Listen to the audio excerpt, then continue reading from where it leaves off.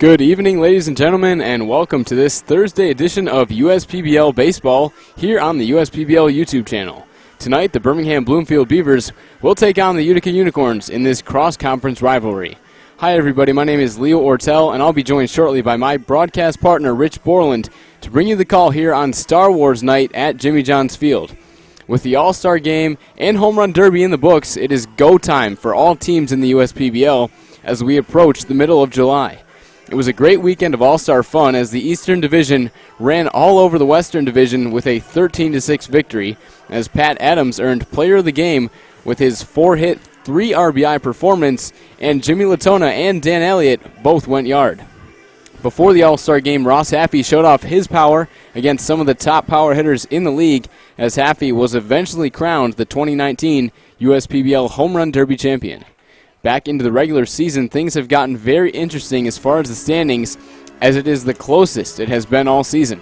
The Unicorns come in with the top record, but for the first time tonight, they are in jeopardy of being the only team at the top of the standings, as the Unicorns currently have a 14-11 record. The Beavers hold a 13-11 record and are just a half game behind the Unicorns as they look to knock the Unicorns out of the sole possession of first place. Chris Newell gives the nod tonight to Kyle Allegis, yes, the former Utica Unicorn. After struggling earlier in the season with the Unicorns, Allegis will make his first start with the Beavers, who have been plagued by injuries with their pitching staff. Although Allegis has made one relief appearance since joining Birmingham Bloomfield, he will be facing his former team in the Unicorns for the first time. On the other end of things, Jim Essien gives the nod to Donald Goodson, who will be making his first start since June 7th, which was over a month ago. Although Goodson has one of the best ERAs, sitting at a 1.67 mark, walks forced Essien to move Goodson to the pen, as he has walked 28 batters over 32 1/3 innings of work.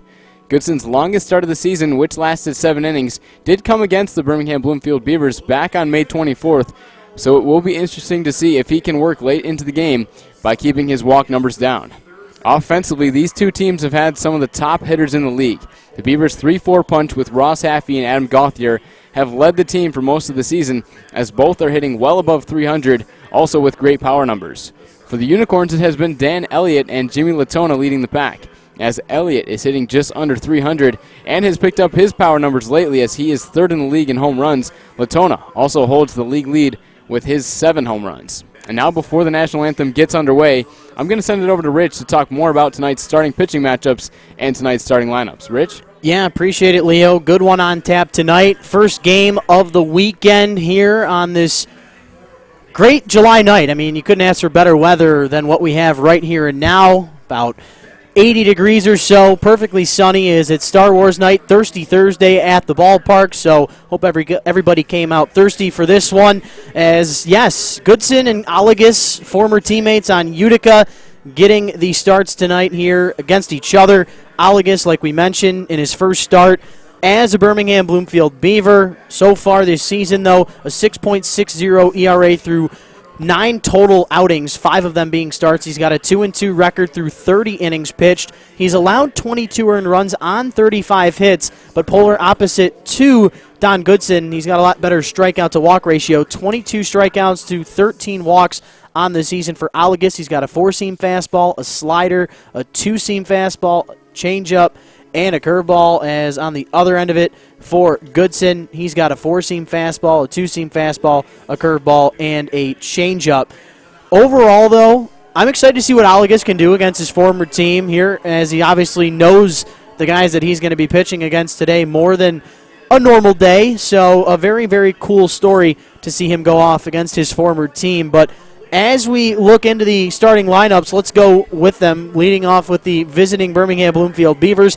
Alec Olin leads things for Chris Newell's squad as he's in right field tonight. He's currently supporting the longest active hitting streak in the league at 7 games. Justin Wiley, one of the newcomers for the Beavers, he's batting second, playing second. He's 8 for 8, reaching games on base safely to start his USPBL career. Ross Haffey, the home run derby champ, batting third. Adam Gauthier, who's been on base for 13 straight games. He's catching, and he's found a nice home in that cleanup spot. Jack Haranek doing the designated hitting tonight, batting fifth. TJ Ward, batting sixth. He's at third. He's hot with a couple of home runs over the last couple of games. Anthony Maselli at short. Adon Ordonez out into the outfield to keep his bat in the lineup. He's batting 8th. And then Nick Campana rounding things out for Birmingham Bloomfield. On the other end of it quickly as they make their way out to their starting positions. Lee Curry is in left. He's leading off for Utica. Jimmy Litzona, the home run hitter leader for the league. He's batting 2nd. Dan Elliott, the man pretty much right behind him. He's batting right behind him and batting 3rd, former college teammates. From Mercyhurst, Eric Jones, one of the new faces for Utica. He's getting the nod at the cleanup spot. Colin Rideout batting 5th. He's at first base. Joe Campagna, only with a 3-game hit streak, but that's the longest active on Utica. He's batting 6th. Josh Goulet, the right fielder, batting 7th. Kyle Bonneke, the second baseman. He is batting 8th. And then Adrian Guzman, his middle infielder partner. That'll be Adrian Guzman getting the nod for Utica, as he does each and every game at shortstop. But as we get ready for Star Wars Night and Thirsty Thursday, we're going to head down to the field where we'll get our national anthem underway. And then first pitch from Jimmy John's Field. Once again, Rich Borland, Leo Ortel with you. We're excited for this one. First pitch coming up on the other end of this. At this time, ladies and gentlemen, we ask that you please rise and remove your hats. Veterans and active military may keep your hats on while rendering the hand salute as we honor America and our military with a singing of our national anthem, sponsored by the Detroit Medical Center DMC and performed tonight by Greta Hugen.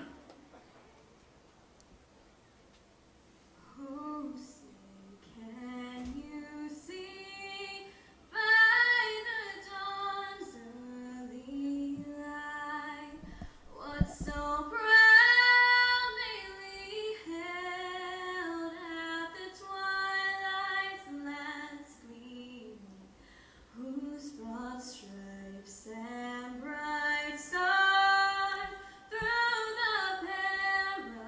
perilous fight o'er the ramparts we watched were so gallantly streaming, and rockets wrangling, the bombs bursting in air, gave proof through the night that our flag was still there. Oh, say does that star-spangled banner yet wave o'er the land of the free and the home of the brave? Wow, let's give her a big hand. That was great. Another beautiful rendition of our national anthem as we are now officially ready for baseball here on this 11th of July. Rich Borland, Leo Ortel with you. As always, we're excited for this one, getting another weekend underway here in Utica, Michigan. The 13-11 Birmingham Bloomfield Beavers, 4-1 in their last 5, 6-4 in their last 10, up against the 14-11 Utica Unicorns, 2-3 in their last 5, 3-7 in their last 10. Kind of two opposite ends of the spectrum. Beavers started the season off fairly slow, and they've crept up into right near first place, as after tonight's conclusion, for the first time all season, we could see a different team at the top of the standings, as it has been Utica out in front all year long. But we'll see what Don Goodson can do, and obviously the biggest story of the night for Utica is, can Don Goodson keep it in the strike zone, That's obviously right. with a tough lineup going against him. Yeah, it's a very tough lineup for the Beavers, and we're going to get into the pick the stick tonight. And Rich, I'm actually going to give you first pick tonight. Ooh. You usually get the first pick, so switch things up. What do you got? I'll take that. I'm going to go for what I hope is a guarantee tonight, not in terms of how many hits he will get, but I know he'll at least get on base for once in tonight's game, and I'm hoping I'm not jinxing him. I'm going to take the man at the top of the order, not on Birmingham Bloomfield, but on Utica, with Lee Curry, my guy, who was 3 for 5 in the non-public game against Eastside yesterday and had 3 singles, so he's seeing the ball well. Yeah, that's definitely a good pick. I'm going to go with the Birmingham Bloomfield Beavers here. I'm not going to go with the top hitter in Alec Oland. I'm going to go with the number 2 guy, Justin Wiley. This Beavers order is definitely stacked. I mean, you could choose Ross Haffey, Adam Gauthier, but even with guys like Adon Ordonez, Nick Campana at the bottom of the lineup, Justin Wiley still has the chance to drive in runs. So I'm going with Justin Wiley. 2 good picks, and play just about to get underway. I like that call there, Leo. Of course, Justin Wiley, one of the newer faces, mentioned he's 8 for 8, reaching base safely to start his season in the first 8 games. The Arizona University product, big-time player in the West Coast. Coming over here to Michigan to try and get to that next level. Not a bad start for him. We'll see how he can fare against Don Goodson. The Detroit, Michigan native, not far from home is he, as we're just about ready for this one. Once again, Rich Borland, Leo Ortel with you as we are right on schedule. First pitch at 7:05, 83 degrees. It's a hot one. It's a little muggy, but we will take it as the first pitch misses outside and low to Alec Olin, who we mentioned has that 7-game hitting streak at the moment. Fouls off the 1-0 pitch. Over to the right side, Olin, third in the league with 18 runs scored. In that non-public game on Tuesday, was 1 for 4 with a single and a strikeout to his credit. We'll see what Goodson can do here on the 1-1. Good pitch there, a change-up.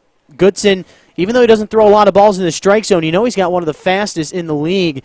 As you saw Olin there foul off that change-up. That was a nasty pitch right there on a 1-1. And Goodson, who we have mentioned before, started in the USPBL as a shortstop and transitioned into that pitching role, and he's still kind of trying to get used to throwing those off-speed pitches. You just saw him miss with that curveball, but the percentages coming in, he'll only throw his off-speed stuff about 20% of the time combined between his curveball and changeup. So maybe look for him to use that as he works towards the midpoint of this season. We know he's got a great fastball, but his off-speed stuff needs to be there if he's going to try to move to the next level. Very good note right there as Olin fouls off the 2-2 pitch. Staying alive here, but a good sign from Goodson. Seeing most of these pitches either in or near the strike zone. And not an easy opponent to start your night off against Olin. Overall, Olin batting .268 with 22 hits and 22 starts. Fouls off another one, so no matter what the result ends here for Olin in this first at-bat of the game, it's a good at-bat with a good battle. That's exactly what you want to see out of your leadoff hitter. Not to just put together a good at-bat, but see a lot of pitches and helps out the guys on the bench coming up. Wiley on deck, Haffey in the hole. Guys that can see what he's got early on. Tries to put this one back up the middle, but it ends up, I believe, breaking the bat. It's what it sounded like from up here. Nothing came off of it, but definitely cracked it. And a good job from Goodson. First man up, first man down. That's how you want to write the script to start, and that's exactly what he does. Here comes your boy Wiley, who was 0 for 2 in the game on Tuesday, but had 2 walks to his credit. Yeah, Wiley is putting together pretty good numbers so far. As far as on-base percentage goes, he's got a .406 on base, hitting just .240, but he's already showed off his power with 2 home runs over his first 8 games, and he put up 5 home runs with a .341 average in his only season in Arizona, so he could be one of the exciting players to watch here in the league. Yeah, we're excited, and, you know, going into the last weekend here at Jimmy John's Field, we hadn't had a position player signed since the inception year back in 2016, and I'll tell you right here and now, a lot of talent with these position players this year. Definitely. Not that we haven't in the past, but for the most part, it's been a pitching-dominant league ever since we got started here because, I mean, in the end, good pitching is going to beat good hitting any day. That's right, and you saw it if you watch the MLB All-Star Game, very dominant as far as pitching as it was a pitcher, Shane Bieber, that took home the All-Star Game MVP. So a little hometown advantage there, huh? That's I wonder right. who gets to decide that one. Hey, he struck out the side. Hey, you will take it as Wiley swings through the 1-1. Goodson with the arms over the head, comes home with it. Breaking the ball at 80 miles an hour on the outside part of the plate. It misses, evens the count up at 2-2. Real good eye there from Wiley, who on a 1-2 count, it's not an easy pitch to lay off of. Yeah, these are 2 good at-bats for the 1 and 2 hitters, too, despite the result from Olin. We'll see what Wiley can do with 1 down. As this one misses the grab, does Latona. And I'll tell you right here and now, Chris Newell, obviously the manager here for the 2-time defending Birmingham Bloomfield Beavers, but from a manager's perspective, you got to know that he mentioned to his guys today, hey, let's take some pitches. Let's make this guy work because we know that he throws a lot of balls. As the 3-2 payoff pitch fouled off. Good job by Goodson to bring that one back in the zone. Better job from Wiley to foul it off. And Utica could be a little short-staffed. They've already had the 1 game this week on Wednesday against the Hoppers. It was a tough 8-1 loss in which they had to work into their bullpen, but they also threw 4 guys in the All-Star game, so could be some tired arms in that pen. They're going to try to get Goodson out of there as quick as possible. Man, I'll tell you what, Wiley hit that one a lot harder than Olin. Both of them back up the middle, but Wiley will find the outfield grass. Happy to see Goodson get out of the way of that one because that one would have definitely hurt. But how about this? Wiley now 9 for 9 to start the season for him. Reaching base safely, starts his day with a single and also a great at-bat, forcing Goodson to throw a lot of pitches. And if we dive a little bit more into the numbers of Goodson, he's only given up 17 hits coming into this ball game, over 32 1/3 innings. Opponents are hitting just 159 against them, so it is pretty rare that he will give up a hit, which is surprising to say, but it's the walks that we've talked about. Ross Haffey, your 2019 USPBL Home Run Derby champion, right where he left off from last weekend, puts the Beavers up 2-0 here to start. How about that? The Home Run Derby champ had 3 home runs, made it 4 just now, showing off that opposite field power, but a great showing by Haffey in the Derby, and a good start to the day here for the Beavers. So if you're Goodson, I mean, you're throwing strikes. It's been your Achilles heel all year long. You haven't been able to find strikes, and guys aren't really getting hits against you. Batters hitting just 159 against him coming into play today, accompanied with that 1.67 ERA. But I'll tell you now, Birmingham Bloomfield, they came ready to swing the bats today. As speaking of that, here comes Adam Gauthier, man who's reached base safely in 13 straight games. He's got a long way to go to catch up to, of course, our man Pat Adams on East Side, who was 0 for 4 in the non-public game just yesterday, but he did get a walk, so he kept that streak alive, which is a good sign, as Gauthier, of course, the power hitter that he is, gets a breaking ball to start his at-bat, and then he gets another one, but both miss the zone for Goodson. Not an easy scenario to be in if you're the right-hander. You throw 2 pitches that you want to get Gauthier with, and now on a 2-0, do you bring the fastball? Yes, he does, but that one misses as well. And you mentioned Gauthier as a power hitter, but he's also showing off the average this year, hitting .333. He's really picked up the numbers compared to last year, hitting just .259. He did have 2 home runs, but picking up the power numbers and the average, he'll get a walk here to add to his on-base percentage. Yes, that on-base percentage, .427, good for 5th in the league. You mentioned that .333 batting average. That's good for top 4. 2nd in the league in slugging at .560, and 2nd in the league on the category that was a topic of conversation over Major League Baseball over the weekend. For some reason, the average not as big of a deal as the OPS. Definitely.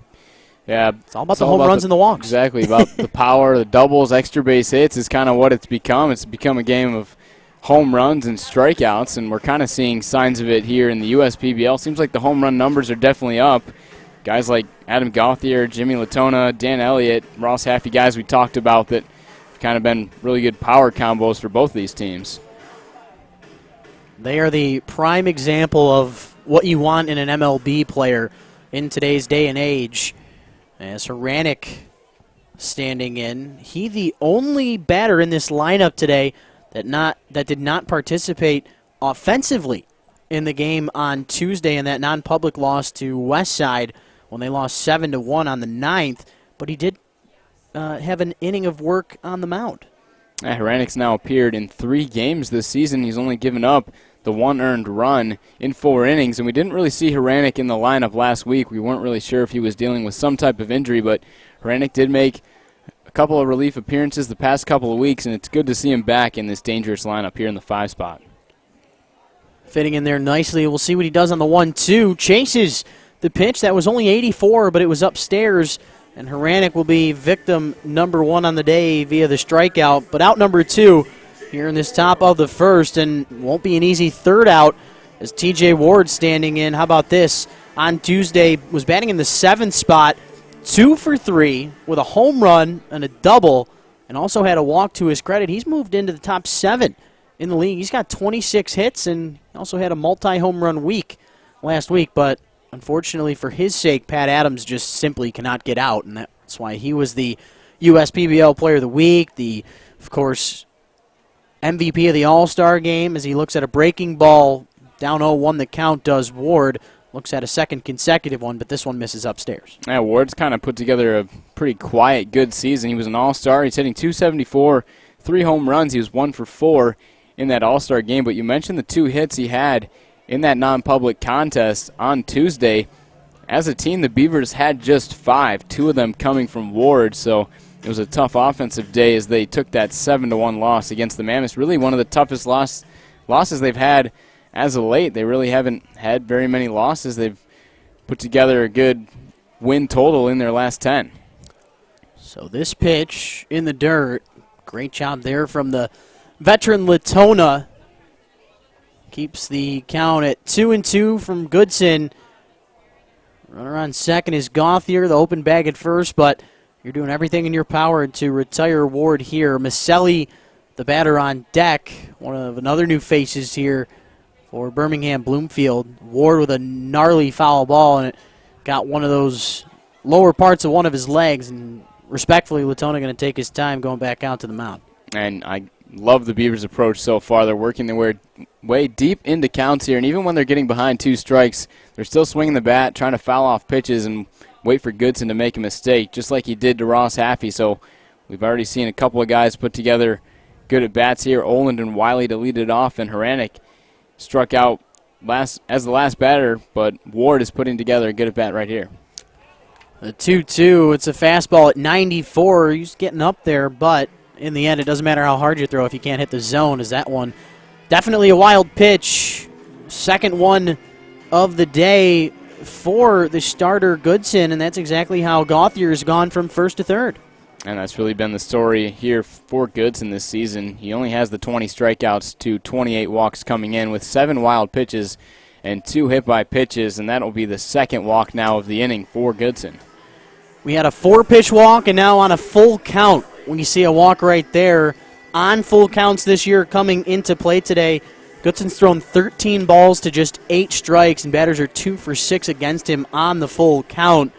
We'll see how they can fare throughout the rest of this day, and the question now is how long will Goodson go in this contest, as the first pitch to the newcomer Anthony Maselli fouls this one out of play to our left. And Maselli's another guy who played some Division I ball. He played at Boston College. He hit just 185 over 4 years, including a 135 average his senior year, but he was with the Evansville Otters in the Frontier League, and he hasn't had too bad of a start to his season here in the USPBL. 5 for 18, 278 average over 5 games.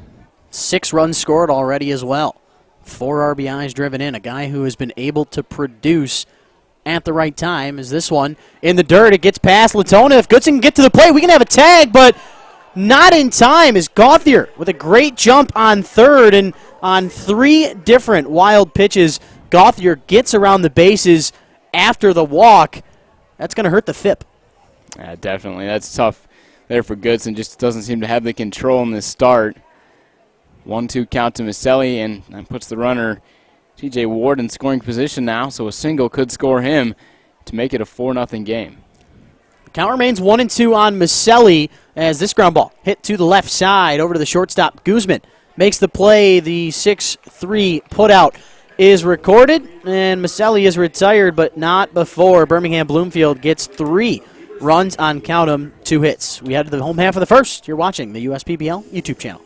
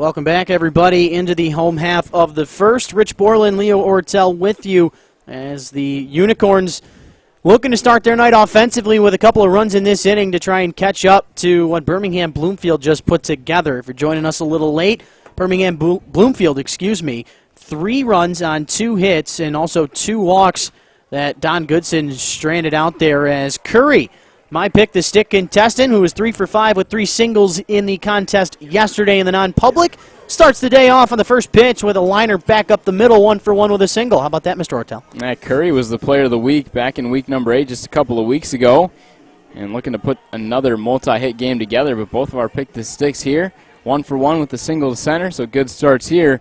See what Jimmy Latona can do here in the 2 spot. And Latona, what can we not say about this young man? Leads the league with, count them, 7 home runs. You can't count his 8th of the year as he hit one in the All-Star game as well. Top 4 in RBIs, top 7 in runs scored. He's got the best slugging percentage in the league and the best OPS. How about those 2 stats right there? Now that's some good stuff. Latona hit that 3-run shot in the All-Star game, and I believe also was in the Home Run Derby. Yep. Curry over there on first base doesn't have a strong lead. He'll stay put. Latona, meanwhile, fouls off that 1-1 pitch over to the left side. Curry, so far this season, he's 1 for 1 on the base pass. Not a huge number, but you know he's got the capabilities, does number 1. But meanwhile, Latona down in this count 1-2, trying to figure out his former teammate in, of course, Kyle Allegas, who gets Latona to chase after the 1-2 upstairs. And I was talking with Allegas down in the field prior to this start for a brief second. Didn't want to get too into his head in terms of talking with him prior to this start, but he said he was really excited to go up against his former team. You know, it's one of those situations where you know what they can do as now your opposition, and they also know what you have to bring to the table. A really fun matchup that we're going to see here tonight as Allegas, going into his Birmingham Bloomfield career, only had 1 start, 1 outing against Birmingham Bloomfield as a Unicorn. So a guy who has not seen a lot of the Birmingham team before he was traded, but just the cool scenario here, facing off against his former team as Elliott looks at a breaking ball that misses. Yeah, it's definitely an interesting story, too, because Allegas did pitch for them last year as well.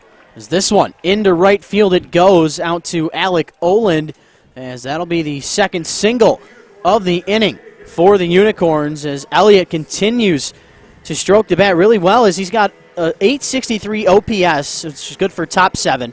He's top 4 in slugging at .506. He's top 6 in batting average, just below 300 coming in it tonight, but of course that's now above it. Top 5 in runs scored, top 3 in home runs, top 7 in hits. I mean, this guy is really turning into a complete player, and he's also the center fielder, even though he's got the body of a first baseman. That's what he played in the All-Star game. So here comes Eric Jones, the designated hitter, another new face, making his 3rd start in a Unicorn uniform, and he's had a really good start to his USPBL career, as he also had a double and an RBI, the only run scored, driven in there by this young man in that non-public game just yesterday. He's already hitting .400, 3 for his first 7 with 1 home run, 5 runs batted in. Jones played his college baseball at Davidson, a .332 career hitter, and his senior year he hit .351 with 9 home runs, and he struck out just 18 times over 202 at-bats. Ooh. A guy who will not strike out a lot is Allegas.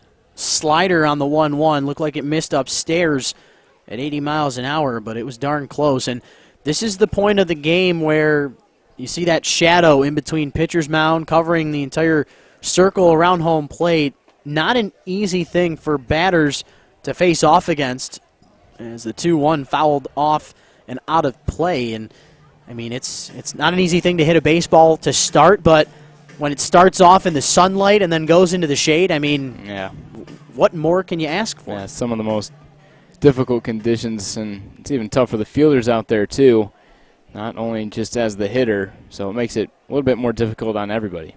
The 2-2, slider again, it misses inside, and we're seeing Alagas go to that a lot here. He's gone to it a fifth of the time this year. He's got the four-seam fastball, the slider, the two-seam, the changeup, and the curveball that he'll toss in here and there. But that slider, his second pitch that he uses the most as the fastball, the four-seam, if you will, just above 50%. See if he brings that here on the payoff pitch to Jones. In fact, it was the fastball. It's a chopper over to the hot corner at TJ Ward. Only one play for him to make, and that's over at the first base bag. But Eric Jones unconventionally moving the runners over, and we'll see if Colin Rideout can take advantage of it.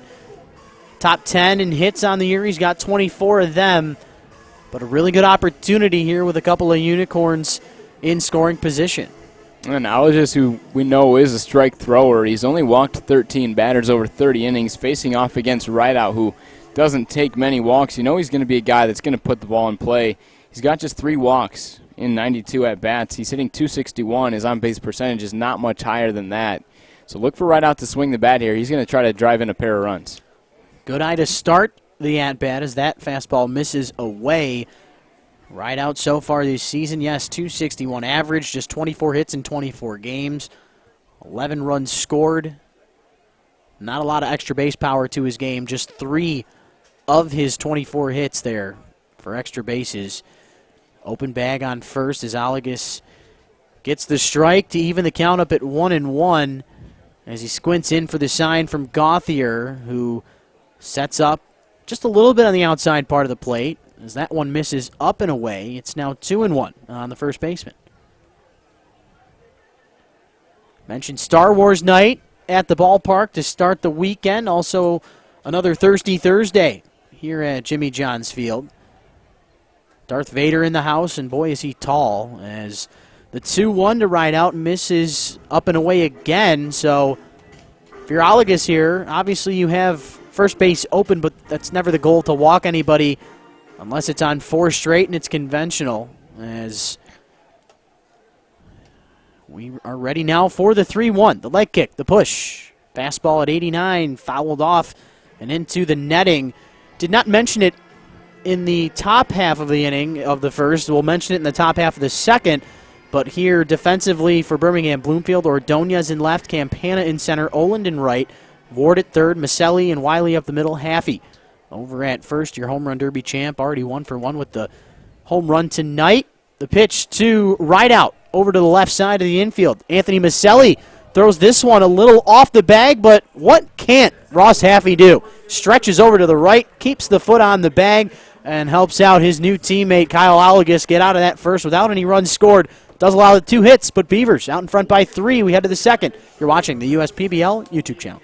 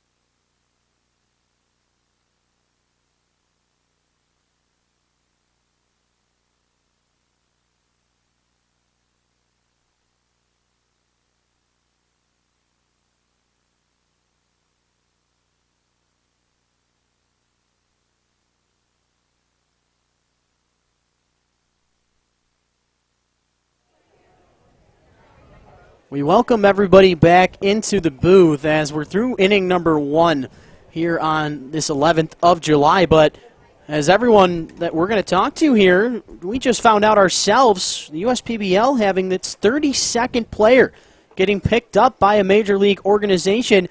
It was the pitcher who started the All-Star game for the Eastern All-Stars, and that, of course, Spencer Stockton of the Utica Unicorns. And now that I think about it, I was shocked that he wasn't getting the start tonight, but now not so much. That's right. Stockton just got signed by the Cincinnati Reds, the product out of Wellington, Florida, who attended Jacksonville University, put up some great numbers here with the USPBL as he pitched in a total of, count them, 8 games.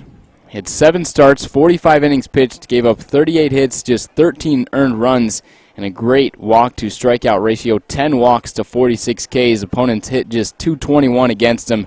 So great to see Stockton move to the next level. As this 3-1 pitch taken for a ride out into right center, as Adon Ordonez led the charge for Birmingham Bloomfield in this second inning, but he lines out to Elliott out in center for out number 1. Quickly, the outfield or the fielding defense here for Utica. Coley Curry in left, Elliott just mentioned in center, Josh Goulet in right, Joe Campagna at the hot corner, Guzman Bonneke up the middle, right out at first, and Latona and Goodson your battery. But back to Spencer Stockton. I remember he had a couple dominant starts this year, 5, 6, 7 innings of 1-2 hit baseball, had 2 different outings where he was perfect through at least 4. I know he was perfect through 5 in one of his starts. But overall, really, really fun player to watch as Nick Campana takes the 1-0 pitch to the right side of the infield. That's Kyle Bonneke, makes the putout on the 4-3. But, yeah, happy to see Spencer Stockton get signed. I was wondering when that was going to be. I remember talking to our director of baseball operations, Justin Orenduff, and at the beginning of the season, he thought that this man out of Wellington, Florida, was going to be one of the first to go. Wasn't the first, but in due time, Spencer Stockton on his way to play for the Cincinnati Reds organization. As Olin stands in for the second time, looks at a breaking ball for called strike 1. Much better stuff and much better inning for Don Goodson here in the second, as the 0-1 misses the fastball at 93 down and away. He does seem to be hitting the strike zone a little bit more. He couldn't really find the strike zone last inning, worked his way into quite a few full counts, and ended up making the mistake pitch to Haffey, which he took over the wall to the opposite field. But looking better here, he's got Olin down 1-2. So Olin fouls that pitch off to the right of us. Quickly ahead in this battle is Goodson, trying to get his first 1-2-3 inning of the day. 84-mile-an-hour pitch missing inside, evens the count up at 2-2. And it looks to be that changeup. He did tally his only strikeout on that changeup against Jack Haranek. It was up in the zone, so kind of surprising to see that he got the strikeout. This one into center field, routine for Dan Elliott, makes the catch for the third and final out. Really good inning there for Goodson. We head to the home half of the second. You're watching the USPBL YouTube channel.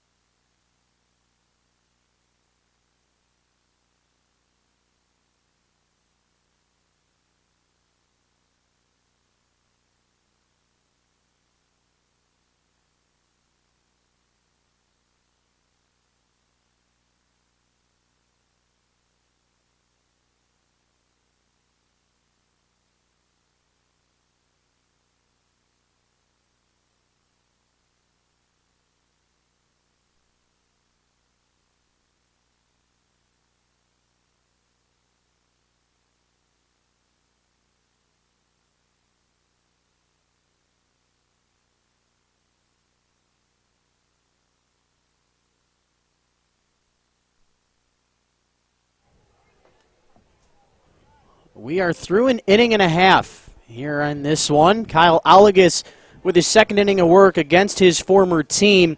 First start against the Unicorns for him as Campagna, Joe that is, looked at the first pitch and then took the second for a ride into the corner in right field, but it's Alec Oland who runs it down and makes the catch for out number one. And from a pitching standpoint, let's hope that it was just a inning of work in the first inning for both of these guys. Obviously, Alagus didn't give up any runs, but he did throw 19 pitches and got out of the inning with 2 runners in scoring position.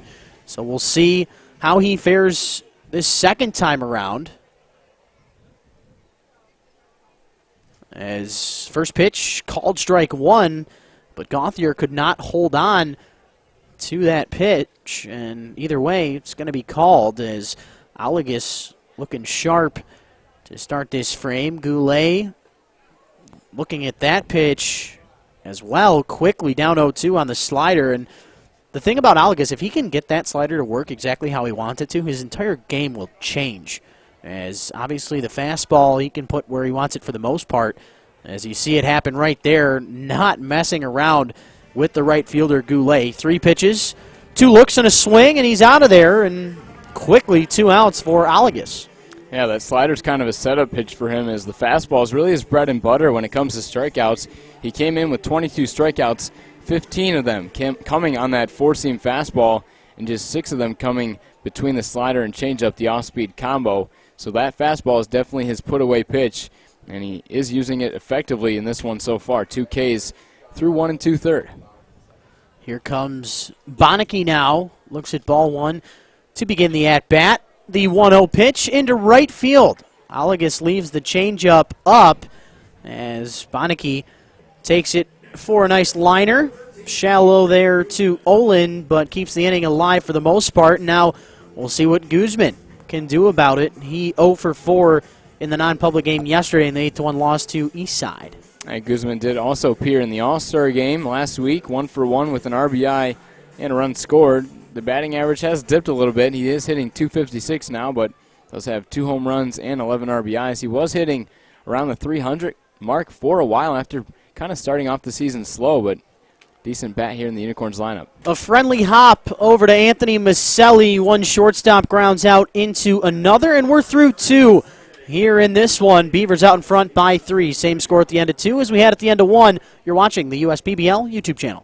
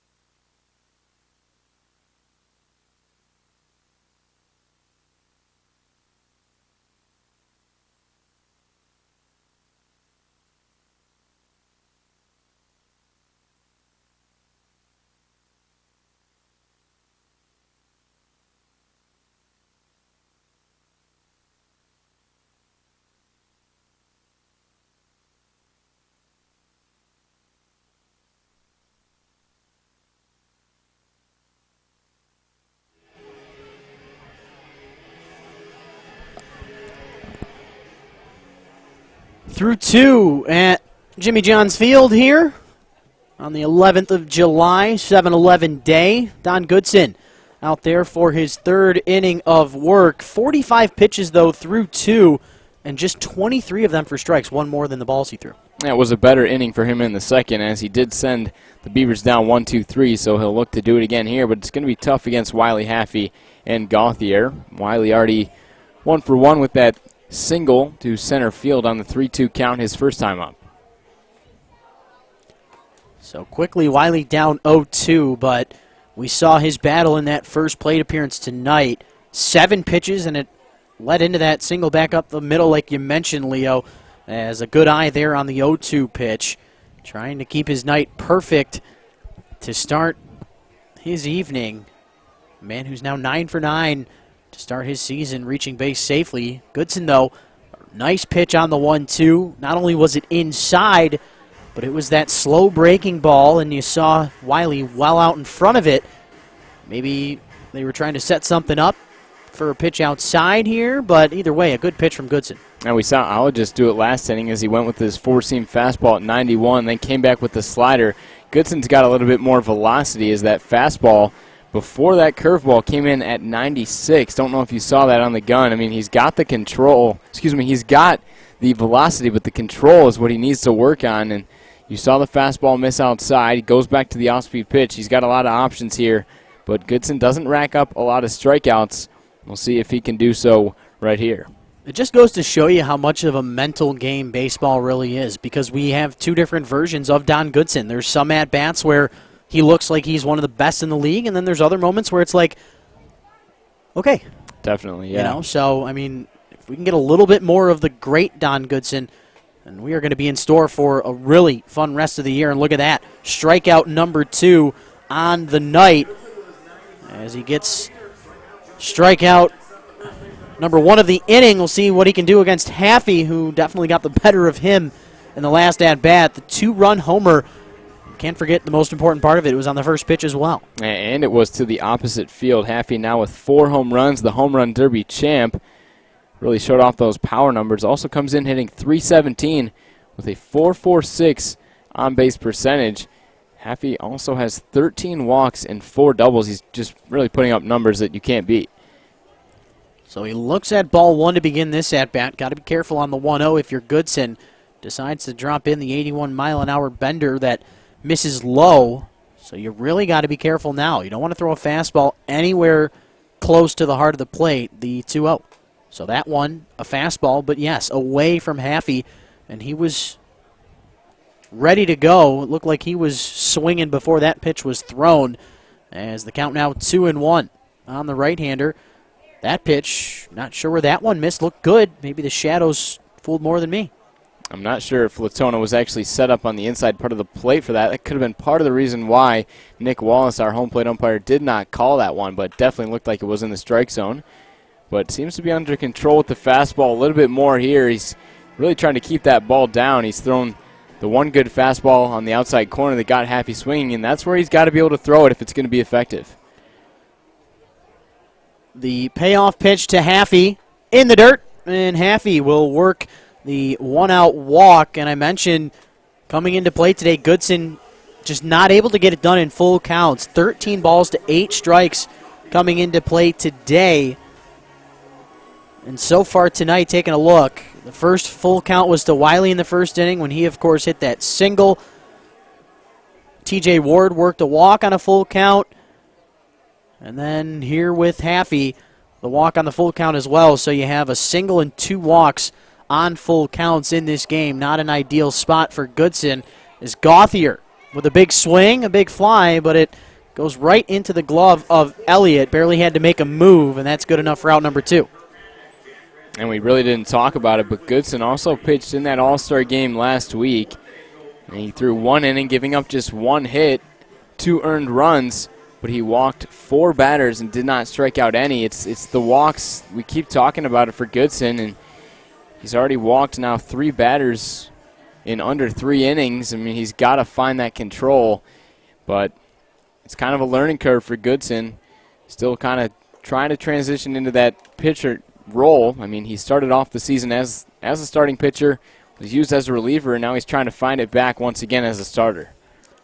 The 1-0 to Hranek. This one with a really good swing on it, just simply put right at the right fielder Josh Goulet. So pair of flyouts and the top of the third inning, and the walk to Haffey goes unscathed. We head to the home half of the third, 3-0 Birmingham Bloomfield. You're watching the USPBL YouTube channel.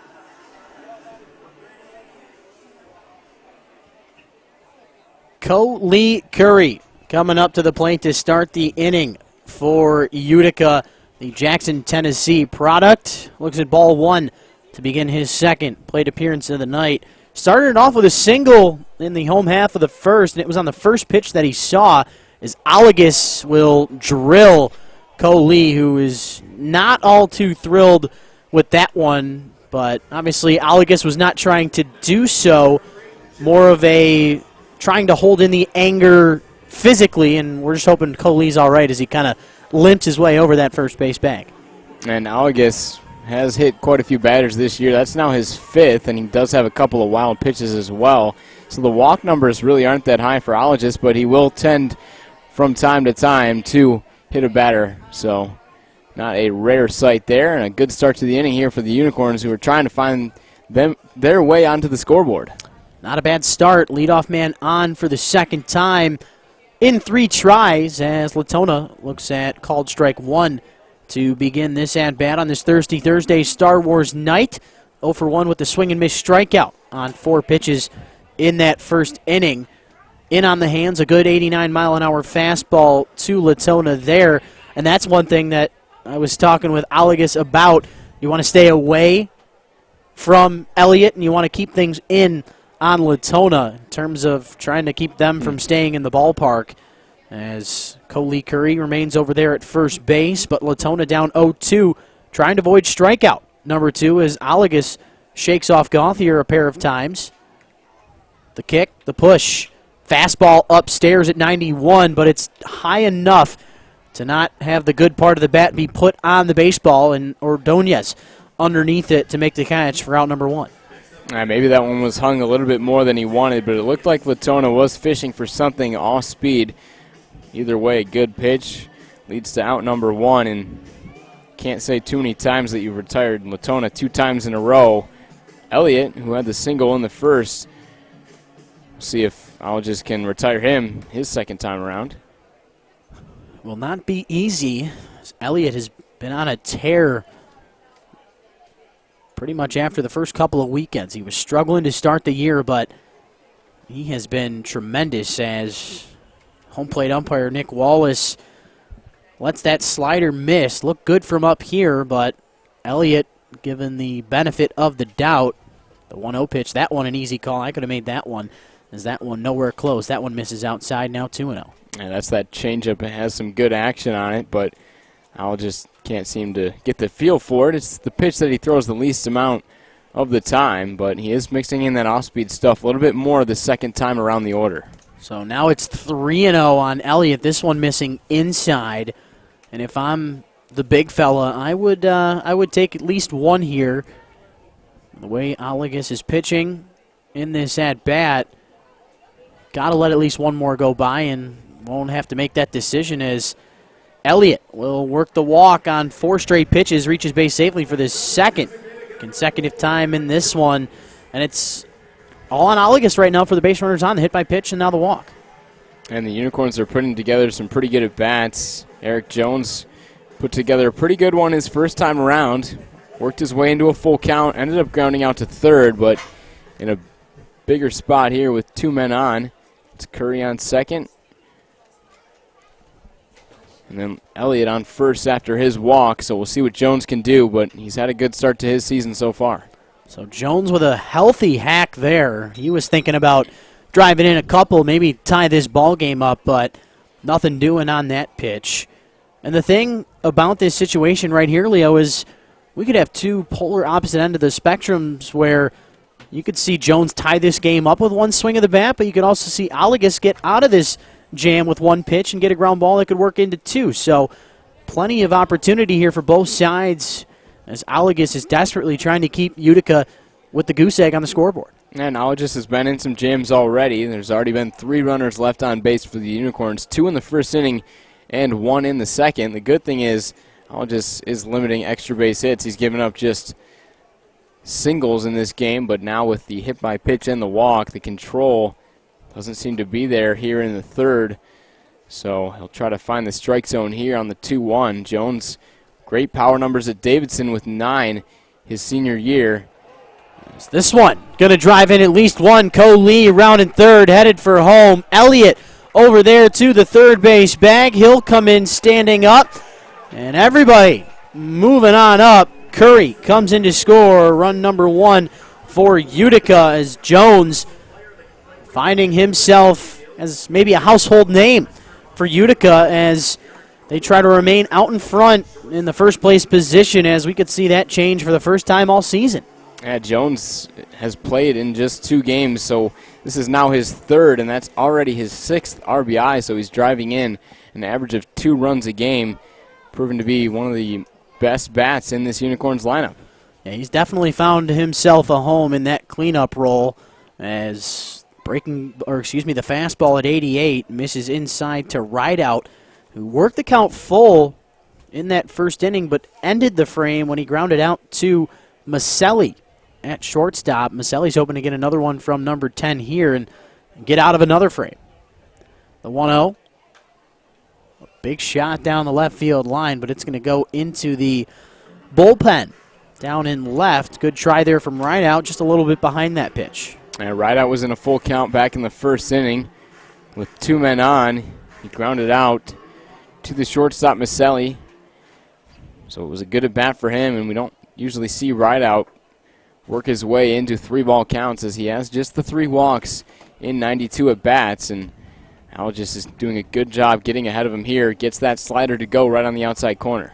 So you get the slider to get the 1-2. What do you come back with? It's a tough call. He's been mixing it up a little bit more the second time around. The fastball is his strikeout pitch, though. As he tries to get it there, as the 90-mile-an-hour pitch misses. And when he misses with that fastball, it seems like he's missing a lot. As to the lefties, he's missing up and away. Well, let's see what he brings here on the 2-2 to his former teammate. Backdoor breaking ball, the slider at 79. Rideout gets enough of it with the reaction as you hear the crowd a big round of applause as that young man makes a nice catch. That's what you bring your glove to the ballpark for. See what Rideout can do here again on the 2-2. Another slider. Over to Haffey at first. He's going to take the momentum to second. Over to Maselli, but Alagas cannot complete the 3-6-1 double play as getting in there safely is Rideout. So the inning will continue, but most importantly, Elliott will come in to score. That gets the job done. Almost a beautiful turn there. Haffey with a nice leap there to snag that one. He's got one of the best gloves in the league, but as Allegis was covering the bag, kind of a wide throw, but a tough play either way. So you'll kind of take the run against you in that situation for the out, but the Unicorns do put themselves within one 3-2 ball game. So Curry and Elliott coming in to score in this inning. Over there on first now is Rideout, reaching on the fielder's choice, and here comes Joe Campagna looking to get into a 4-game hit streak. He's 0 for 1 to start the night. He flew out to right field, back to start inning number 2.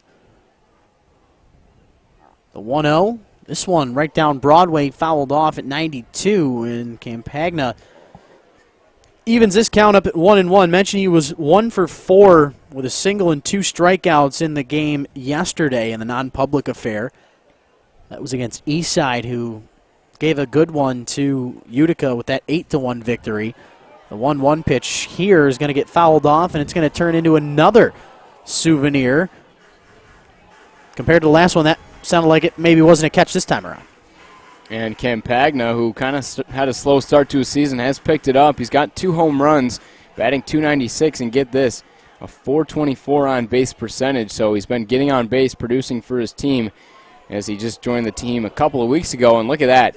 He's kind of a ball magnet as Campagna was hit by a pitch 13 times at Slippery Rock University in 2019. And that's what's going to happen when you're up on the plate. Plain and simple. The closer you are, the bigger of a chance you got to wear one. And that's exactly what was written there.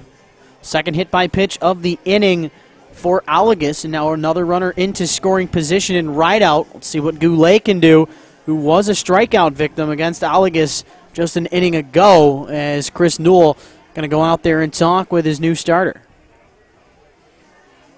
That's kind of an interesting situation as Alagas spent last season under Jim Essien of the Unicorns, and now for the first time a new manager here in the USPBL for him, Chris Newell, one of the best, back-to-back championships, and I'd say the Beavers are definitely the hottest team lately, and it's a crucial situation right here. Already 2 runs home this inning. You got 2 runners on. The Beavers are trying to fight for that top spot. They could tie the standings with a win, as the Unicorns are 14-11. The Beavers are 13-11, also with that unfinished game against the Hoppers, which has not been finished yet, but will be finished at some point later in the season. We'll see what Goulet can do here with first and second and 2 down. As this one misses away, nowhere close, so better start to this at-bat for Goulet than the last. He went down on the 3 straight pitches in that strikeout, but you can tell Alagas feeling a bit more weathered as he continues on here in this third. That top part of the lineup delivering here in this inning as 1-0 misses in the dirt now, 2-0 here on number 2. And Goulet has not had much success. He's batting just .095, 2 for 21 through his first 6 games. He played D3 baseball at Plymouth State University and put up good numbers there as he hit .410 with 13 home runs, .492 on base with 24 stolen bases and only 19 strikeouts. So a guy who in college did not strike out much, and a chance to draw a walk right here he'll be taking on the 3-0. Trying to avoid the second walk of the inning is Alagas, but he won't be able to do it. Now 2 hit by pitches and 2 walks. He is simply just hurting himself here against his former team, as it'll be Bonneke to come out now, but you wonder how long the day will last if Alagas can't get through the next couple of batters. As taking a quick look down in that pen, or should I say dam there for the Beavers. Down in the Beaver Dam, taking a quick look. Looks to be one of the newcomers for Birmingham Bloomfield. I believe that's the Bridgewater, Massachusetts native, Gavin Wayman. If my eyes are telling me the correct thing down there, trying to catch the number, I believe it's 21. As the count 1-0 on Bonneke to start. So the struggles continue for Alagus with the strike zone, as the second baseman, Justin Wiley, is going to be the one to take that big pop-up for out number 3, and the Unicorns leave them loaded but do score 2 and bat 8 in that third inning. We head to the fourth. You're watching the USPBL YouTube channel.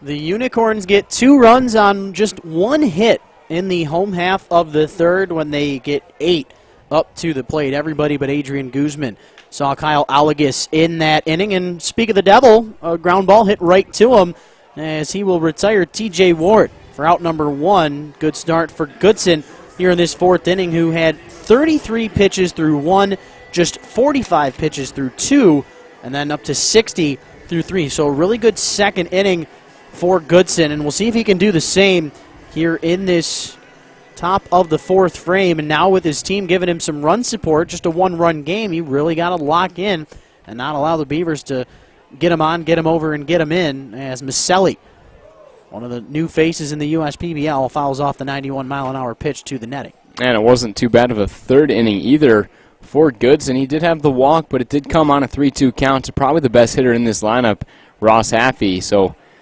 he's only faced one batter over the minimum in the past couple of innings and gets the first out here. Maselli grounded out to Guzman in his first at bat. He's got a 1-1 count.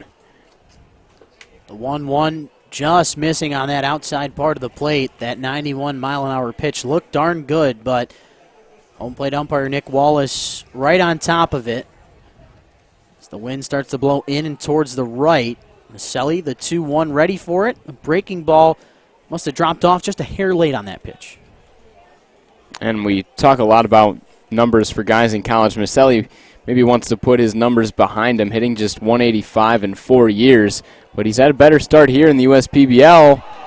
Josh Goulet almost made a tremendous diving catch. He was sprawled out in the air, and just could not come up with that catch as Maselli, I would imagine so, reaches on base safely with the double as, yes, Goulet couldn't make the catch, but it was on the run, and in the end, Maselli will reach base safely with the one-out double. Definitely a good try by Goulet. Would have been a single either way, so you take the risk. It turns into a double, which is tough. Puts the runner in scoring position with one down, but a great effort nonetheless. Don Ordonez flat out to center field back in the second inning. We didn't really see much of Ordonez last week. It was kind of him and Haffey who were sitting for most of the time, but both of them back in the lineup today as Justin Kelly, the Wayne State product, gets the sit today. He's kind of been struggling, but see what Ordonez can do. He had a really good stretch a couple of weeks ago. Batting average sitting at 250. He's got the 1 home run, the 8 RBIs, and was 1 for 1 with a walk and a run in the All-Star game. So this 1-0 pitch at 90 miles an hour misses low and away. Ordonez trying to completely figure this young man out. He's got 13 hits on the season in total in 15 starts. As this one in the dirt gets away from Latona. 3 straight balls thrown here from Goodson. And getting over there into third base with ease is Maselli on the wild pitch. That wild pitch really hurting Goodson. Remember, it was Gauthier who went from first all the way to third on 2 separate wild pitches, and then also came in to score on one as well as Ordonez. I would be keeping that bat on my shoulder as he tried to work the walk with the sell, but does not get it as it's called strike 1. Goodson stays alive for at least one more in this battle.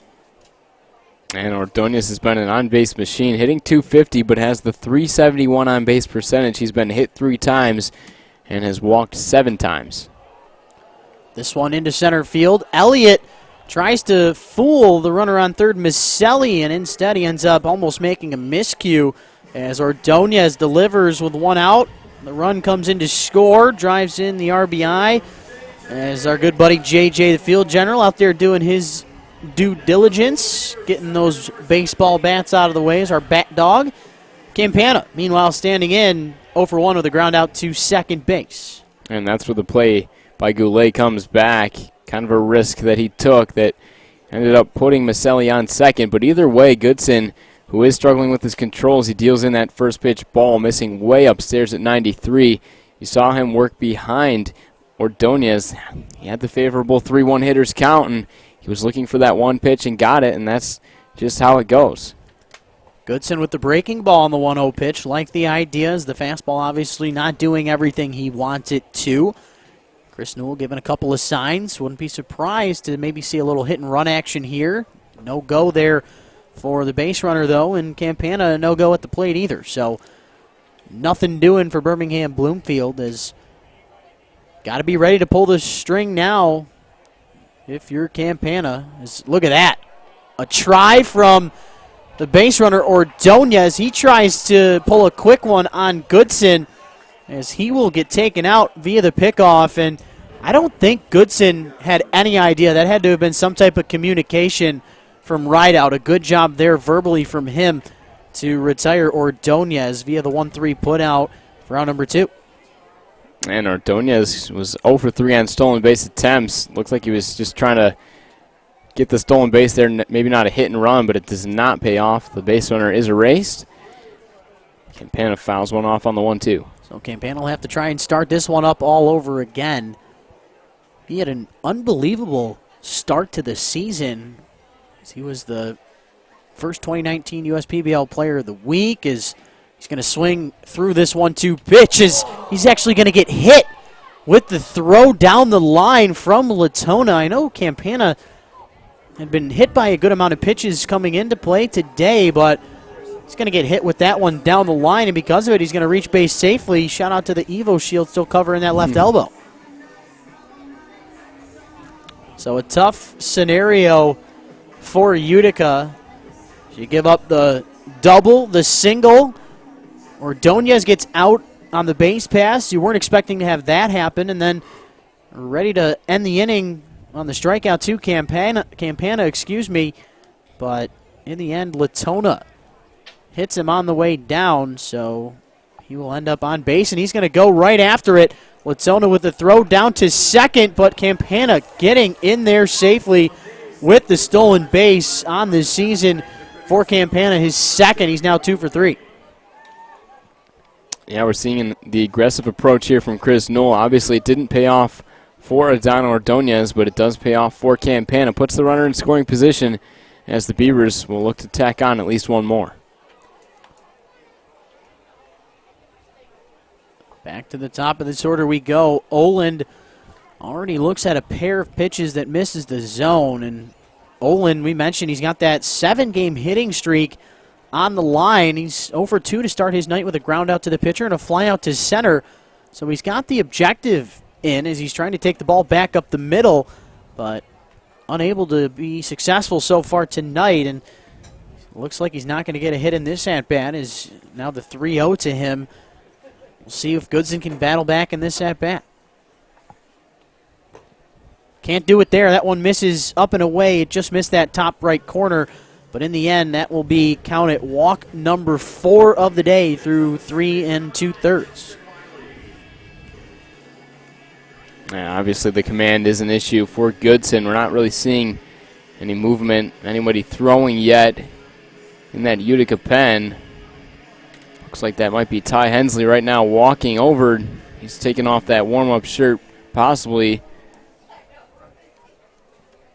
Actually, it looks as if he was communicating, I think. He was in the dugout as Goodson throws the called strike in there to Wiley. Looks like it might be Hoover that might be starting to toss things around as he's taking off that warm-up cover. So Wiley down in the count 0-1, 1 for 2 coming into this at-bat. Gets out of the way of the 0-1 pitch. Singleton scored in the first and struck out looking in the third inning. But a great opportunity with 2 runners on. You're up 2, but, you know, Utica will try and put something together in the bottom part of this inning as the 1-1 misses inside again.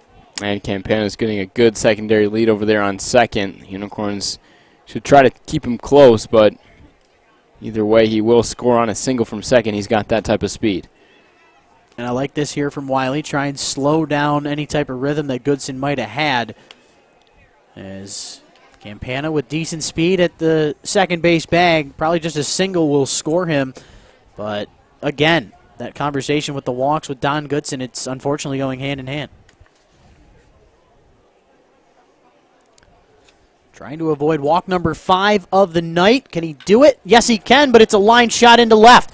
Right there at Lee Curry as Campana was originally going to get the take home, but he gets caught up in a rundown here in between third and home.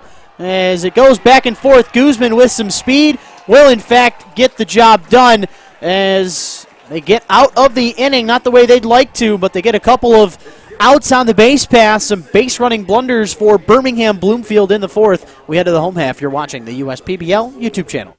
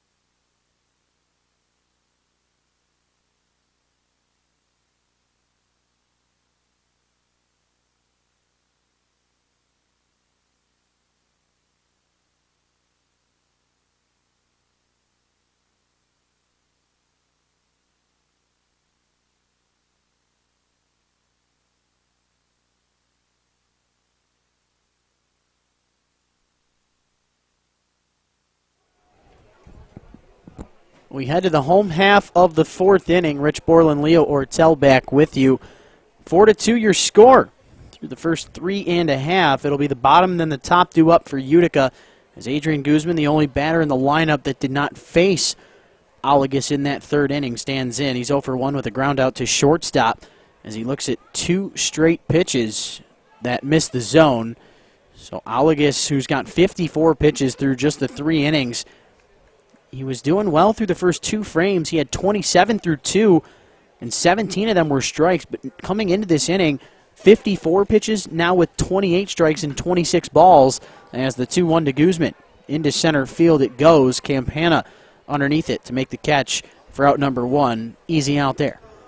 And the Unicorns have had at least one guy on base in every inning. They had 2 on in the first, couldn't score them. 1 on in the second. They were finally able to score last inning on just 1 hit. There was a couple of hit-by pitches, a couple of walks issued by Alagus, as his command really was not there. As Curry led off the inning with the hit by pitch, a batter later, Elliott with the walk. A couple of batters later, Campagna was hit by a pitch and then another walk. But hopefully he can find his control here and looking to go at least 5 or 6 here for the Beavers. Slider misses away, so he tried the back door to Lee. Instead, the 1-0 pitch, fastball at 91. Good cut, just got under it a bit. As that one a little bit more elevated with the fastball. So Curry trying to reach base safely for the 3rd consecutive time. The single and the hit by pitch.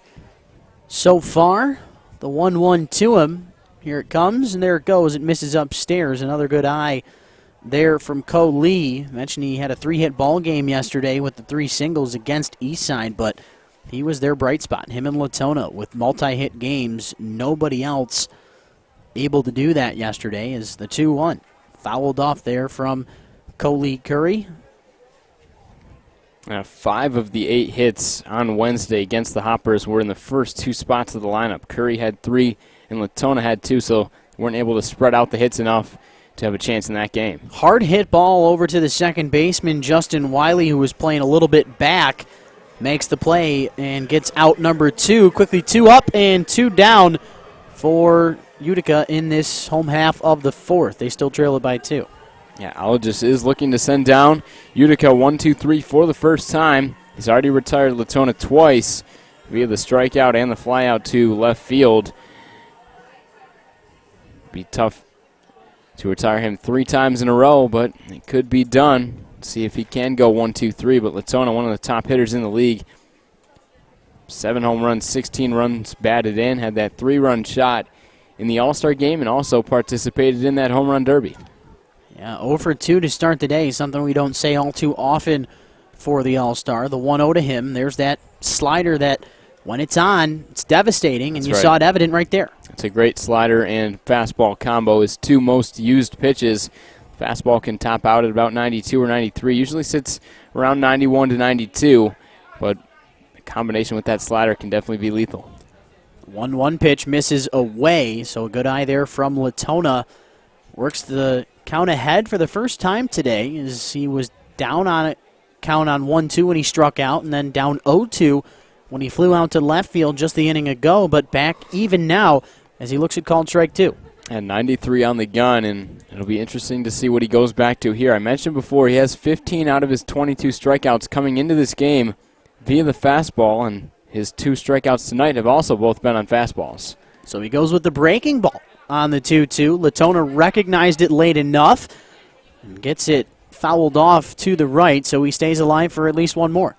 And that's one pitch that you can make the mistake on the 2-strike count because you're not looking for that one pitch, but Latona would usually maybe take that for a ride if he was ahead in the count, but that's the advantage of working ahead in counts.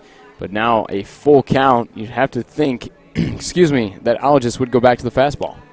I'm going to say other. I think he's going to go with the breaking ball. See that slider. Back-to-back breaking balls. Could do it 3 times in a row just to mix it up. 3rd time now around in the order.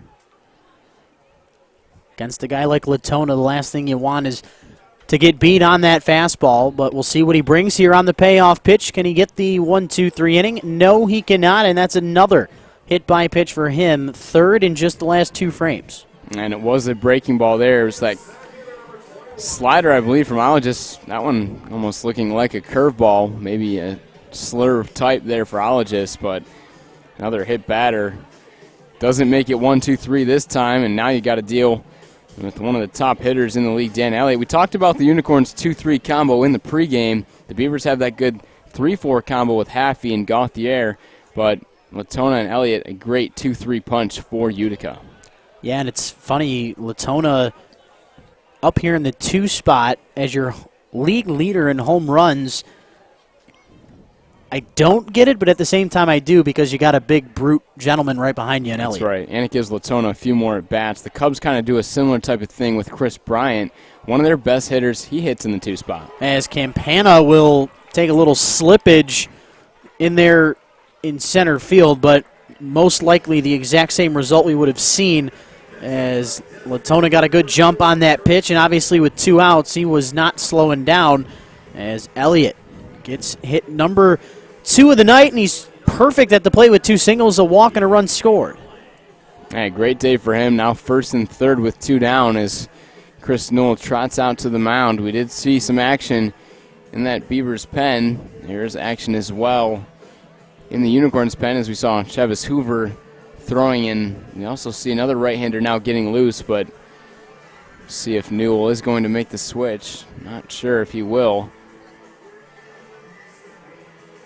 So it looks as if I think he's going to give Oligas at least one more guy here. Yeah, you might as well. well. I like that. Yeah, let him clean up his own mess. He's got the 1st and 3rd, and I mean, ideally, you'd like your starter to at least go 5 innings, but kind of with the way that it's been the past couple of innings for Ologist, you'd at least just like him to go 4. I mean, giving up 2 runs over 4 wouldn't be bad, but dangerous hitter at the plate, Eric Jones. He's already got the RBI single, and now Jones has the 6 RBIs through not even 3 games for the Corns.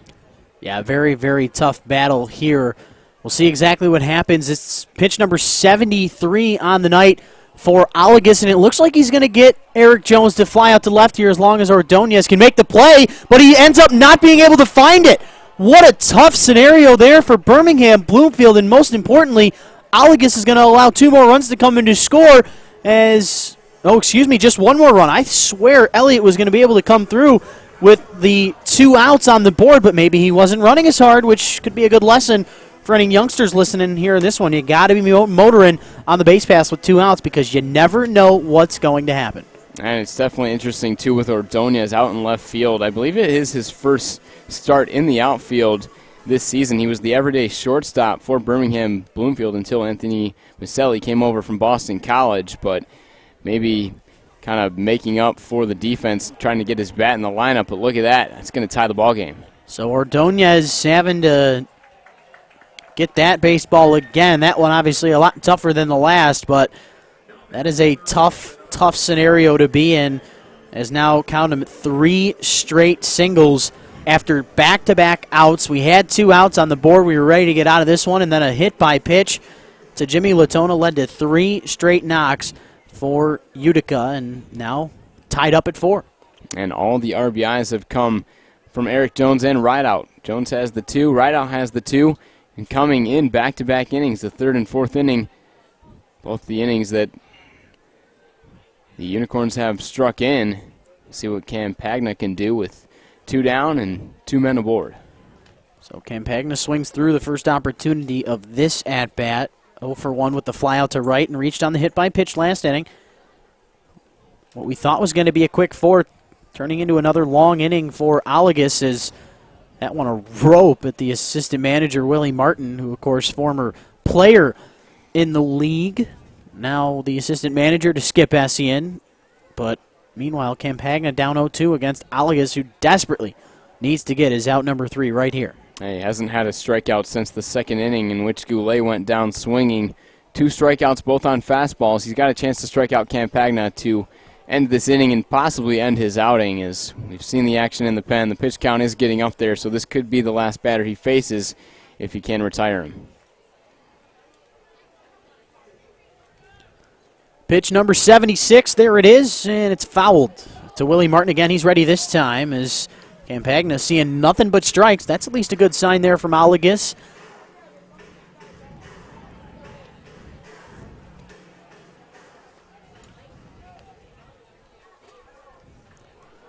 Runner on second is Jones. Runner on first is Rideout. Both of them are trying to come in to score as this one chopped over to the second baseman. Wiley makes the put out at first for the third and final out. But the Unicorns bat 7 in the fourth, one less than they did in the third. They get 2 more runs in on RBI singles from Jones and Rideout. We're all knotted up at 4 through 4. We head to the fifth. You're watching the USPBL YouTube channel.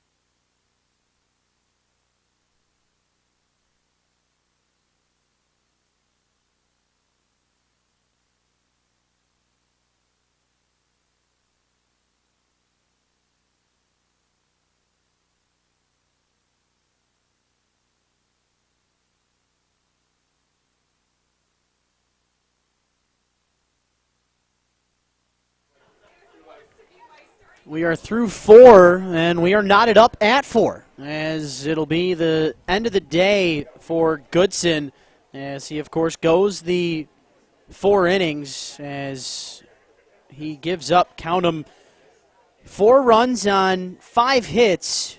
A lot of walks, though, in total, 4 of them for him through 4 innings, and now he gives way to the big fella in Andrew Carber, who, Leo, you can let these fans know how his debut went back on July the 4th, speaking of walks, as he's got Haffey 3-0 to start this at-bat, and the 4th pitch misses inside, 4 straight to Haffey. Second reach on the walk in the game after the home run in the first. Carver has now faced 4 batters in the USPBL. Technically has not pitched an inning, as in his USPBL debut against the Hoppers on July 4th, he came in to that game for his USPBL debut and walked 3 straight batters as he came out of the game, but the 6'9" right-hander attended Chipola Junior College and eventually was signed by the Boston Red Sox, so he does have some affiliated experience. Obviously the Red Sox liked his height, which he could use to his advantage, but it's going to be all about control. Just like Don Goodson, Carber, similar type guy that he's got the good fastball, but just needs to somehow be able to throw strikes. That's what it comes down to. The name of the game, Leo, is Gauthier looks at the 5th straight ball out of the hand of Carber in this inning. This one finds it. There he goes. So he has found the zone. Good sign there. Let's see if he can do it 2 times in a row. And that's 93, but he's 6'9". His release point is definitely a little bit closer to the plate than the typical pitcher. So that's looking a little bit harder than 93 when it comes in. It's a pretty good fastball with some good movement on it, but once again, he's got to find that strike zone. And just 2 innings pitched, he hit 4 batters and walked 6 with a rookie league level team with the Red Sox. As this one over to the left side of the infield. The 6, the 4, and then right out. Cannot come up with the scoop. A tough throw there from Bonneke at second base. He kind of just tossed it over there. He didn't really rifle it. As Gauthier, I mean, he doesn't have a ton of speed, but he's also not slow. So, I mean, that's a play that Bonneke's got to make. Yeah, definitely. A little bit too casual of a turn. As you saw Guzman with a nice flip, making it look easy, and Bonneke kind of trying to show him up a little bit with a pretty lackluster throw that was a really tough scoop for Rideout, who's definitely a great defender over there at the first base bag, but that's tough there. Could have been 2 outs, now 1, with still a runner on first. And that doesn't help the guy out there on the mound, who obviously has struggled with his command, gets what looked to be a GIDP instead. Bonneke unable to complete it.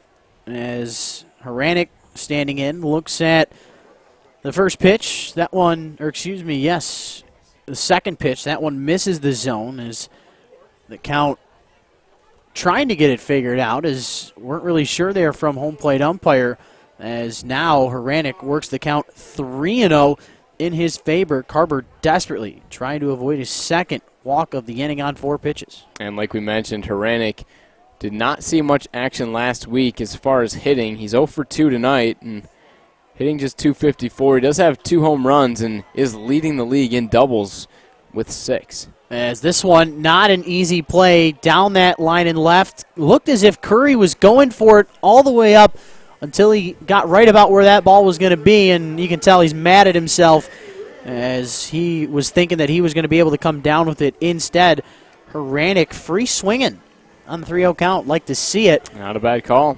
And he has it pay off. 2 men on now in this inning. We'll see if the error comes back to haunt Utica. And speaking of stuff coming back to haunt people, it was last inning, the Beavers with some base running blunders that really cost them. It was the steal attempt by Ordonez. He took off a little bit too early and ended up getting picked off. And then it was Nick Campana rounding third as he got the stop sign from Chris Knoll at third. He just snuck around that third base bag a little bit too much and ended up being nabbed. So 2 base running blunders as the Beavers only put up 1 run last inning. They probably could have put up 2 or 3 if not for that. In Goodson's last inning of work, he was able to limit them, but this is the chance where they need to strike, try to break that 4-4 tie. A good opportunity for TJ as the 2-0 does miss upstairs at 91. TJ, of course, as most of you know, former college teammates with Nick Campana, the man at the bottom of the lineup. 2 former teammates in the NBA rejoining each other. As, of course, if you hadn't heard, not sure how many of you are pro basketball fans, but Russell Westbrook going to be joining his former teammate James Harden over there in Houston as he goes to the Rockets for Chris Paul and some draft picks. It's pretty unbelievable stuff. It's been quite the offseason, perhaps one of the best in history for the NBA, and that's what makes the NBA so interesting is just all the moves, players moving around, changing teams. You just never know what's going to happen. And that signing, or I should say that trade really shows it. Little disappointed, as I'm sure TJ Ward fairly disappointed there. He's hit by the fastball from Carber. As the Beavers have dammed up the bases, as my good friend John Grabb, the PA announcer, notes. So bases loaded with just the 1 out on the board. But I'll tell you what, back to the Russell Westbrook thing, I'm disappointed that he's not going to the Pistons because they were one of the 2 teams contending, or at least that's what we thought. It was going to be either Detroit or Miami. That's what everybody had been thinking about, but in the end, James Harden scheming behind lines, sort of just like the champion from last year in Kawhi. Weren't sure where he was going to go, and then out of nowhere, we saw what he did, as everybody expected him to go to L.A., but he said, I'm going to do my own thing. As coming in to score is Gauthier, and you can just tell that Carber cannot hit the strike zone. And if I'm a batter up there, I wouldn't swing at one single pitch he's throwing me. I mean, you saw I hate Hranek. to say it, but That's right. You saw Hranek with the aggressive approach on the 3-0 count, swinging the bat. I mean, he was just looking for a strike. At this point, the Beavers know he's not going to throw many strikes, so sure, you're probably taking, but hey, if you see something over the heart of the plate, you better be swinging at it in a league like this, trying to make it to the next level. Walks aren't going to get you anywhere. You got to swing the bat and see what Maselli can do, but it looks like it's going to be another wild pitch and another run home. Just a really tough outing here for Carver in his second USPBL debut. Second USPBL outing. So Maselli, number 2, looks at 2 straight wild pitches, and assistant manager Willie Martin is going to go out there to talk with the big fella, and obviously not a fun conversation to be on the end of.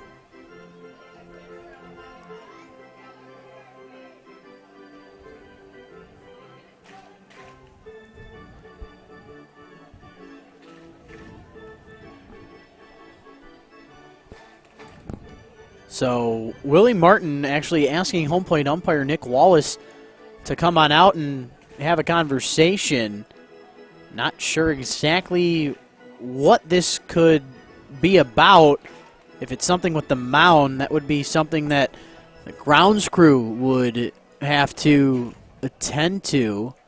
But I'm not sure exactly. And is it going to be the end of the day for Carver? I think that might be the conversation.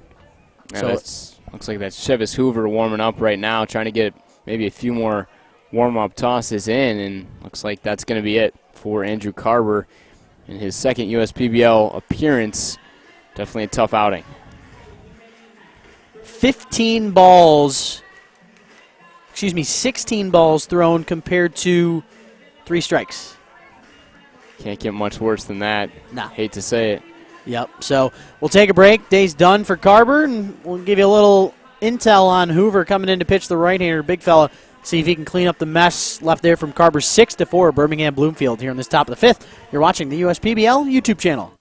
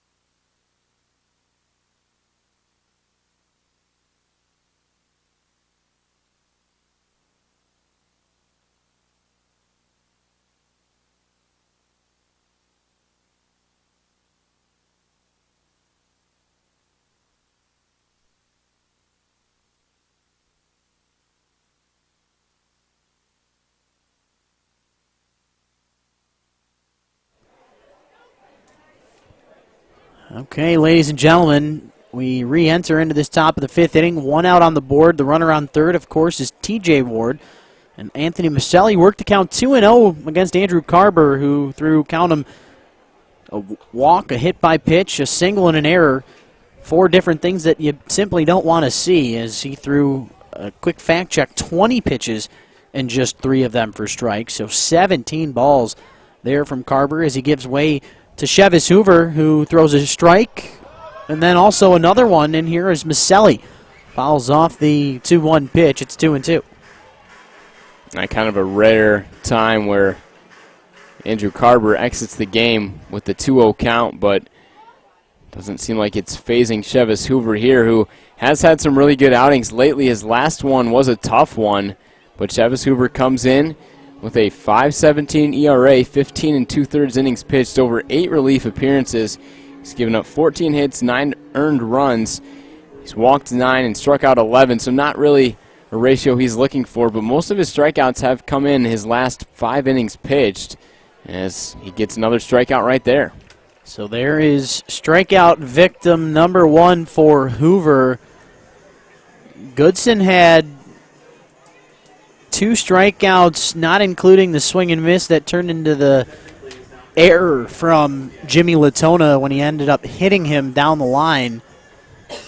As it'll be the pinch hit effort from the Brother Rice native.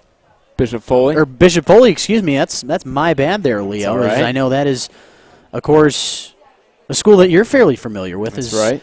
Grice looks at called strike 1. Yeah, Grice attended my high school. Bishop Foley played his college ball at Western Michigan, but he's really struggled since entering the USPBL, hitting just .080, so less than 100, and he is coming off an 0 for 4 game with a strikeout in that non-public loss to the Mammoth 7-1 back on Tuesday. Just really has not made that transition yet into professional baseball like he may have wanted to. So Hoover trying to keep Ward stranded at third base. Get 2 outs. Is this one a broken bat? Nice job there from Joe Campagna. A great jump off the line, and he reaches to his left to make the catch on the line out. That's a big time out there for the Unicorns, who desperately needed it as the tie has been broken. Beavers out in front now by 2. We head to the home half of the 5th. You're watching the USPBL YouTube channel.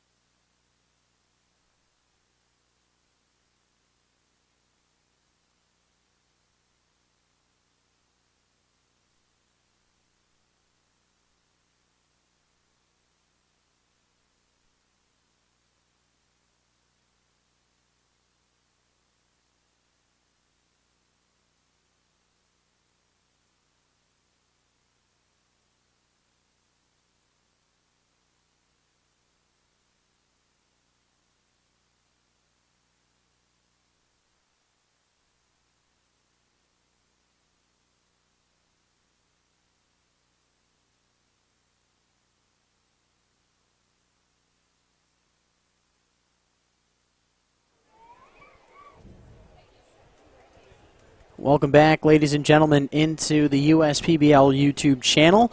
Rich Borland, Leo Ortel with you. Alagus ends the day. He goes the 4 innings, 80 pitches, allows 4 earned runs on 7 hits, just 2 walks and 2 strikeouts. To his credit, it'll be Josh Goulet, Kyle Bonneke, Adrian Guzman.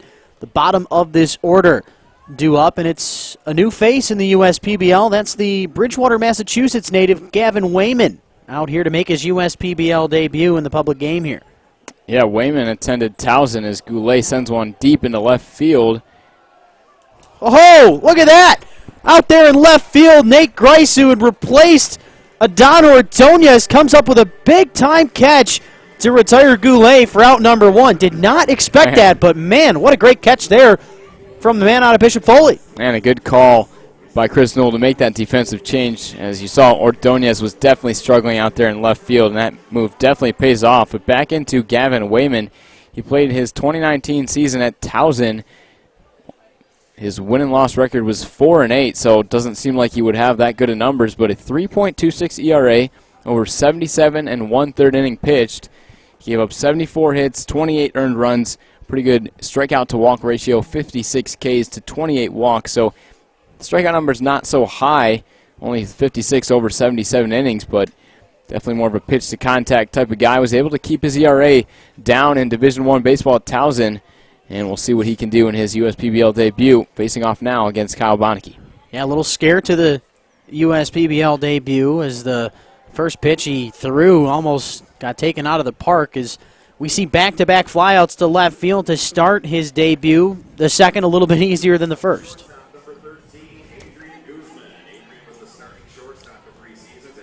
So here comes the La Puente, California native Adrian Guzman, 0-for-2 with a ground out and a flyout to start the evening at the plate.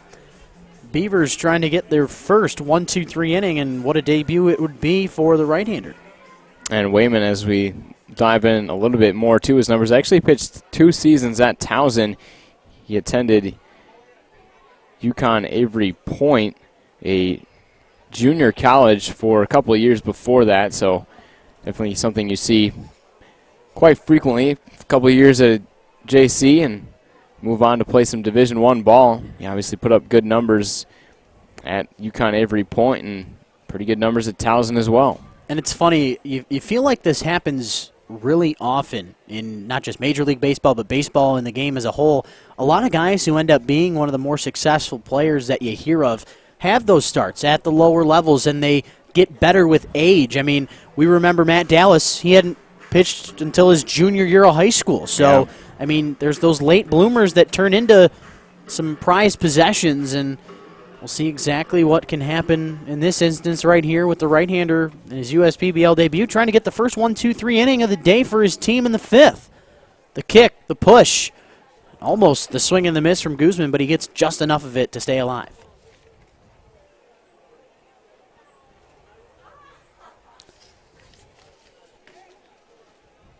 Guzman 0 for his last 6, was 0 for 4 in the game yesterday, 0 for his first 2 now, desperately trying to get on base, keep this 5th alive.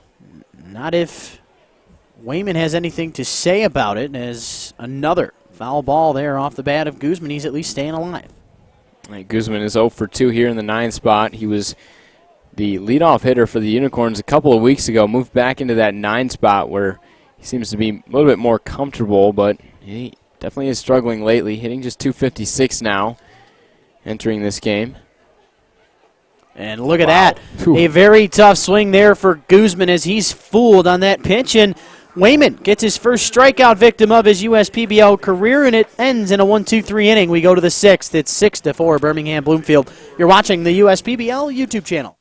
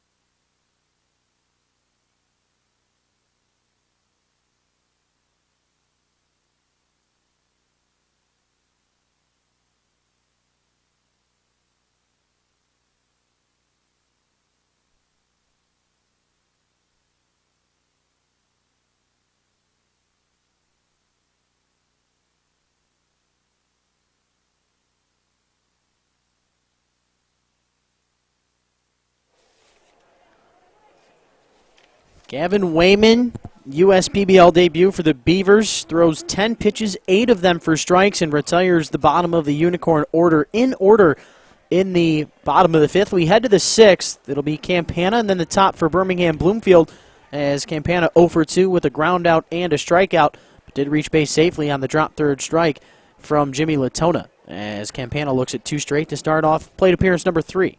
Chevis Hoover, who came in for Carver last inning, did a great job. He had the runners on base with just the 1 out in the inning and was able to get the strikeout to Maselli as he came in with the 2-0 count, able to get a couple of strikes, ended up working it to a full count, but got the strikeout and then got Nate Grice to line out to third base, so no damage done so far for Hoover. We'll see if he can keep it up here in the 6th inning, but I was talking a little bit about how Hoover was performing in the past couple of outings. He was doing really well, racking up strikeouts. The walk numbers were down, but he did have a pretty shaky outing his last time around, so it is a tough spot for him coming into the game, but now blank slate. 2-2 count here on Campana. Yeah, he did a tremendous job relieving for Carver as Campana on the 2-2. Hard hit ball over to the hot corner in Campagna. So Campana hits it to Campagna. Say that 5 times fast. I can't even think about it. So the 5-3 put out is recorded. Campana to Campagna. And now Olin up to the plate trying to get that 8th game in a row with a base knock as he's got the longest active hitting streak between these two teams. But 0 for 2 with a grounder to the pitcher and then a fly out to center, but did walk on 4 straight pitches just 2 innings ago. We'll see what he can do now with nobody on, 1 man out against Chevis Hoover. First pitch looking, missed by a hair inside. And as I take a look at the last outing for Chevis Hoover, it was back on actually July 4th against the Hoppers. He came in to relieve Carver after he had walked the 3 straight batters, and it was a pretty tough inning. I mean, obviously, you're coming in bases loaded with no outs. I mean, it's pretty much a given that you're going to at least give up 1 or 2 runs, but he did end up giving up an RBI double to Zachary Gray and also a couple of singles as 5 runs did score in that inning. 3 of them earned for Andrew Carver, but 2 for Chevis Hoover. So looking for a bounce-back outing here and well on his way, but can't find the strike zone in this at-bat to Alec Oland. Olin looking at 7 straight pitches out of the zone, trying to reach space in 2 consecutive tries on 8 consecutive balls out of the zone. Hoover desperately trying to avoid walk number 1 of the night for himself, but he won't be able to as the 89-mile-an-hour fastball misses upstairs. Another good job there from Olin to reach on another walk.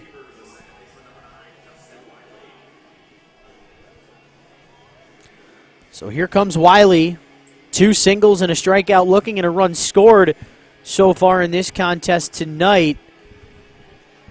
Yeah, he almost drove in Nick Campana last inning.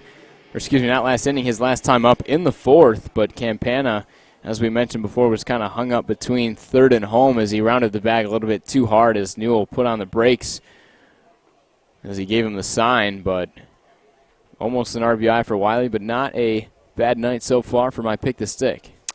Indeed, Mr. Ortel, is Wiley with a good hitter's count to start the at-bat, 1-0. He's seeing a lot of pitches tonight. That's one consistent thing so far from Wiley as swings through the 88-mile-an-hour fastball. It evens the count up at 1-1. He worked the count full in the single in the first, worked the count to 2-2, had an extra foul ball in the 3rd inning, and then on the single in the 4th, he saw 5 pitches. So a really good night for Wiley, not just with the results, but also in the approach as well. 1-1 this one. I think I might have been able to lay off as that one goes about 55 feet and hits the dirt on its way to home plate. As Wiley now ahead in the count 2-1 as he helps out Jimmy Latona with the gear. That's a nice respectful thing that nobody has to do, but you can just tell right there Wiley the type of person that he is. And not much Jimmy Latona could do on that ball as Alec Oland does move into scoring position. Almost was able to score last inning, but, or excuse me, not last inning, back in the 4th, but Oland did score. He has not scored in this game, but yeah, almost scored in that 4th inning when he drew the walk. Speaking of walks, Justin Wiley with the 3-1 count. Could look to draw a walk here, but if he sees something he likes, he'll be swinging the bat. So no swing there on the 3-1. He was looking for ball 4. But instead, Hoover stays alive in the battle, trying desperately to get strikeout number 2 on the night for him. That's how he started the night against Maselli when he relieved Carber in the 5th. How about this little hit-and-run action there for the Beavers? Oland was trying to get into third base, and Wiley was trying to have a knock down that left field line, but a really good pitch there from Hoover. That tailing action on that fastball forcing Wiley's hit to go that far foul down the left field line. And it's definitely interesting, a hit-and-run call, not only with the 3-ball count, but on the full count, and you're coming off the walk to Oland, so he is struggling to find the strike zone, but obviously Newell, with the aggressive approach, saw something from Hoover that he liked in this situation, that he was able to make that call. As you see, Oland getting another good lead on second, Hoover keeping a little bit closer to that bag this time. If a single does occur, trying to maybe cut him down, but no single here. It's going to be another walk. That's a tough scenario for the Unicorns. Taking a quick look just down the line for Birmingham Bloomfield, there was 2 walks in the first inning, none in the second, another walk in the third, another in the fourth. Count them, 1. Only 1 from Carber. It just seemed like he had more from what we've seen from him so far. He did have the hit by pitch as well. Yep, had the hit by pitch, and then now 2 more walks here from Hoover. So 6 combined walks for the staff for Utica. Obviously something that they did not draw up in the pregame plan as Haffey looks at ball 1. And Haffey's walked a couple of times since his 2-run shot to the opposite field back in the first. A no-doubter. Hit it pretty high, too. But since that home run, he's kind of been pitched around. Can't pitch around him here. Definitely not. Runners on first and second. Really nowhere to put him. I mean, you have third base open, but definitely not trying to walk him loaded for Adam Gauthier, who's second in the league in home runs. So, I mean, pick your battle, but in the end, the name of the game, keep him in the zone and get your results that you hope for. It's a good count here for Haffey. Be ready to see a swinging bat. Instead, looks at ball 3, so he learned back from that second plate appearance where he was up ahead 2-0 and then swung at a pitch in the dirt from Goodson. He was ready to swing, and this time around a lot more patient as he's looking to work the 3rd consecutive walk, not just from Hoover, but for himself as well, as the base is now loaded with 3 walks in a row. And then that's the thing about this lethal 3-4 combo that we've been talking about. When you pitch around Haffey, but it's not really pitching around him. You're bringing up one of the best hitters in the league. Gauthier comes in hitting .333 with 5 home runs. His 5 home runs are good for second in the league. He's also got 22 RBIs. It kind of reminds me of back in the day when the Tigers had the 3-4 punch with Miggy and Prince Fielder, so you really couldn't intentionally walk Cabrera, the 3-hitter, because it would bring up Prince, and then kind of once the Prince era was done, it was V-Mart and Cabrera. I mean, it's a similar type thing here with the Beavers. Haffey and Gauthier, you can't pitch around really either of them because they've got dangerous hitters backing them up. You got Haranek in the 5 spot. 3 really good hitters in a row in the 3, 4, 5 spots. So it's a very good lineup here for the Beavers. They've got the bases loaded. See what Gauthier can do. It also doesn't get any easier with T.J. Warren batting in the 6th spot, as Definitely he had a not. slow start to the year, but last couple of weeks he's really came around as he's now up to 3 home runs on the season, and 2 of them coming in the last week as the 1-0 to Gauthier misses as well. So you're really seeing the command from Hoover just dwindle down after retiring 3 straight batters. It was Maselli and Grice back in the 5th inning when he came into the game and relieved Carber. Got a strikeout to Maselli, a line out to center from Grice, and then in this inning, retired Campana with a 5-3 putout. But then since, it's been 3 straight walks and 2 of them on 4 straight pitches. And you got to give a lot of credit to this lineup, too, especially with all the injuries for their pitching staff. The way that the Beavers have been able to perform really the past month, they've been, you could say, the best team in the league. I mean, the Westside Woolly Mammoths probably a close second, a good record in that stretch, too. But with the Beavers losing some pitchers, Jerry Salisbury perhaps their best pitcher, the lefty, going down. he's been injured. A couple of other guys, too. I mean, the Beavers have gotten it done with the bats. They're doing it tonight, and you can say, oh, they're drawing a lot of walks tonight, and that's the reason why they're scoring. But when you've got a dangerous lineup, you got pitchers that are trying to pitch around you, and that's what happens. Walks can be a result of that.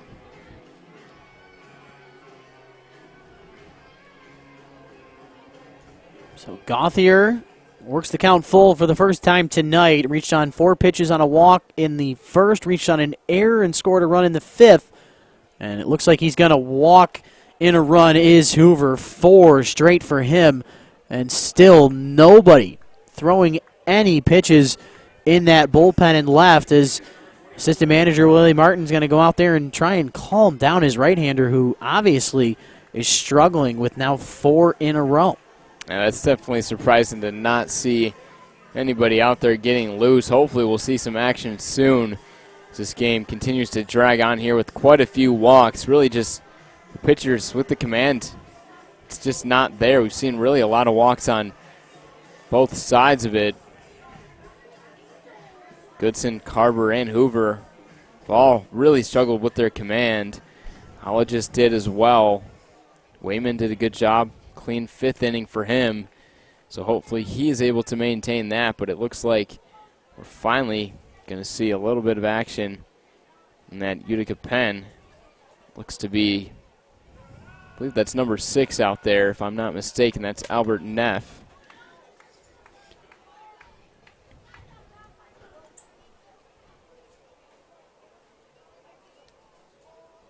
So Horanek out in front 1-0 to start. The balls continue to be thrown for Hoover, and it's a very, very tough scenario, not just for the staff, but also your opposition. Kind of gets you out of that expectancy to swing, and you have that approach where you're kind of waiting for him to throw a strike again.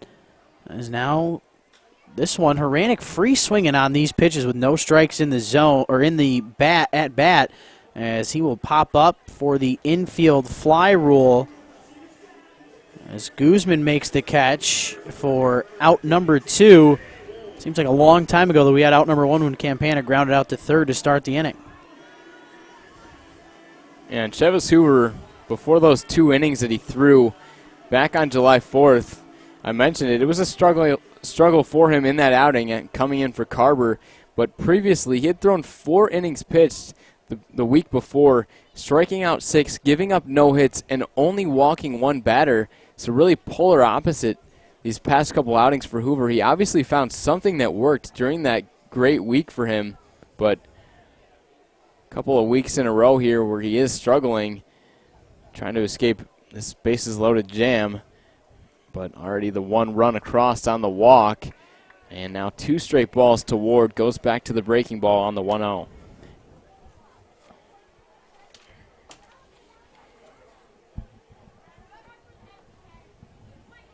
Ward trying to reach base safely for the 3rd time in 4 tries. And he's yet to get a hit so far as the 2-0. There it is, called strike 1. Good sign from Hoover. Wiley on third, Haffey on second, Gauthier over on first base. They're all trying to come in to score, as this one up in the air. Looks like it's going to be an inning-ending catch. Don't want to speak too soon, but Campagna underneath it makes the catch for the 3rd and final out as the Beavers plate count them 7 in the inning, but only get 1 run to show for it. We head to the home half of the 6th. You're watching the USPBL YouTube channel.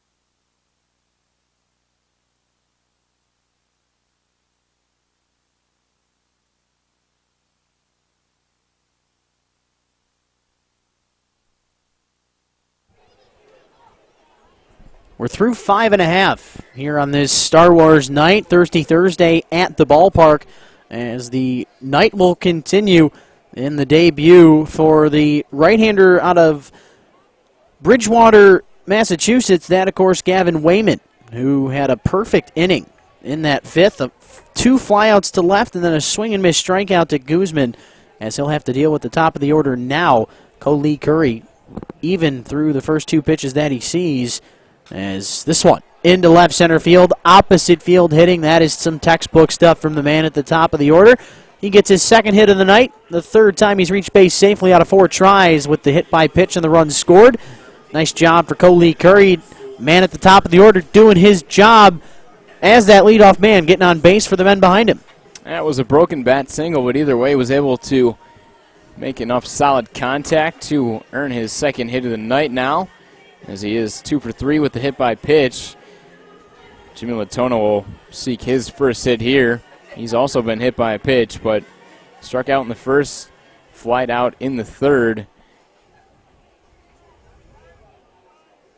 Comes in with the 7 home runs, 396 on base.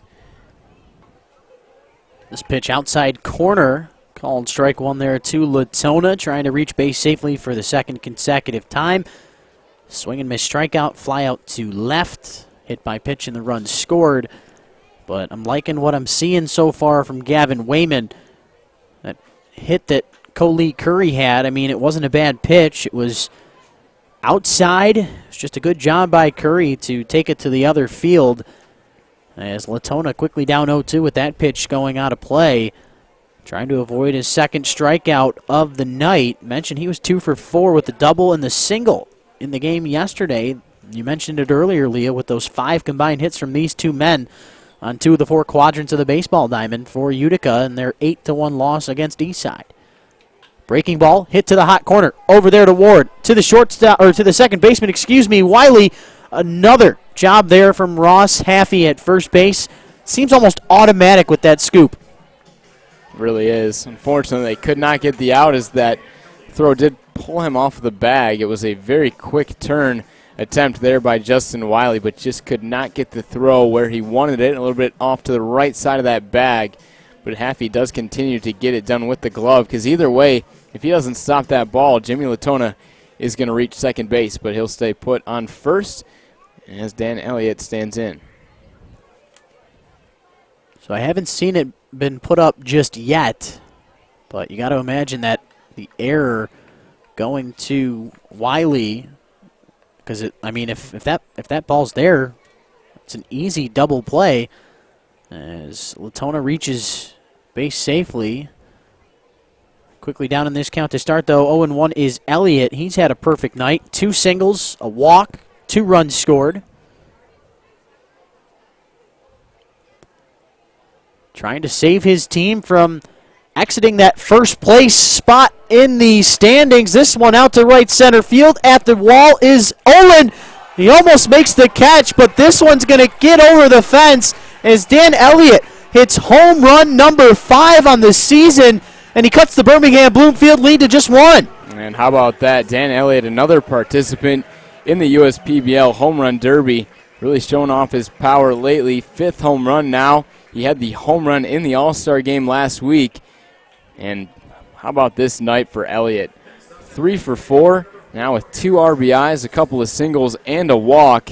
And he puts the Unicorns within reach here, only down by 1. He's really turning himself into a big-time power hitter, man. I mean, he's Yes. always had the power, but a lot more consistent here in 2019. Loving what we're seeing from the Mercyhurst, not just alum, but alums between him and Jimmy Latona, as Eric Jones, standing in, looks at called strike 1. Elliott had the 5 home runs last year, over 20 games, so pretty similar game total for Elliott this year, but the difference has also been his contact. He hit just .213 last year, and now he's sitting above 300 after today's game. Really has been one of the best bats in this lineup, and that's where you put your 3-hitter in that best spot in the lineup is that 3 spot. That's where you put your best hitter. So the score now 7-6, as that pitch nowhere close for the newcomer, Gavin Wayman. And I'll tell you what, you throw Eric Jones into this lineup after the first 3 men in this order, Utica definitely not out of this game at all, as they have put up 2 runs in 3 of the last 4 innings, as you see the bat broken there for Jones. He'll have to get a new piece of lumber. And Jones is just the guy that Utica needed to boost their lineup. You mentioned Rich earlier in the broadcast. Utica 3-7 in their last 10, still leading the league in the standings, as the Beavers are trying to tie them tonight, but it's really been their lineup that has struggled. Their pitchers have really carried them. We mentioned Spencer Stockton, who's going to be moving on to play with the Cincinnati Reds. That's going to be a big loss for their starting rotation, but adding a guy like Eric Jones to this lineup could definitely pay off here for Utica, but it's already paid off. He's got 7 RBIs, and this is just his 3rd game. Crazy stuff. A couple of singles for him tonight, pair of RBIs. Also had a good at bat in the first, which he grounded out, but it was on a 3-2 count. See what he can do here, looking for his 3rd consecutive single. Will he get it? This one down the right field line. Olin ranging to it, and he does make the catch for out number 2. That'll bring up Colin Rideout. 1 for 3 with a single, an RBI, a fielder's choice, an RBI, and then a ground out to shortstop. That's back in the first. So for Rideout, good job in the last 2 plate appearances after the initial put out, but you got nobody on with 2 men out. Rideout on the season.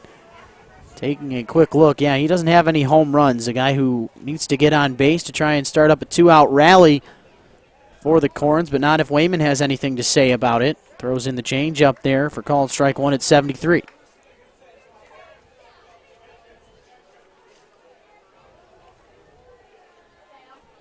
Liking what we're seeing from Wayman in the debut. Obviously, the home run off the bat of Elliott, not what you want, but with Dan Elliott is going to come the home runs. Rideout here, though, does continue this inning on with the single back up the middle, so Wayman not out of the 6th just yet. And really, that's only the 2nd hard-hit ball there has been this inning. It was a broken bat single for Coley Curry to lead it off here.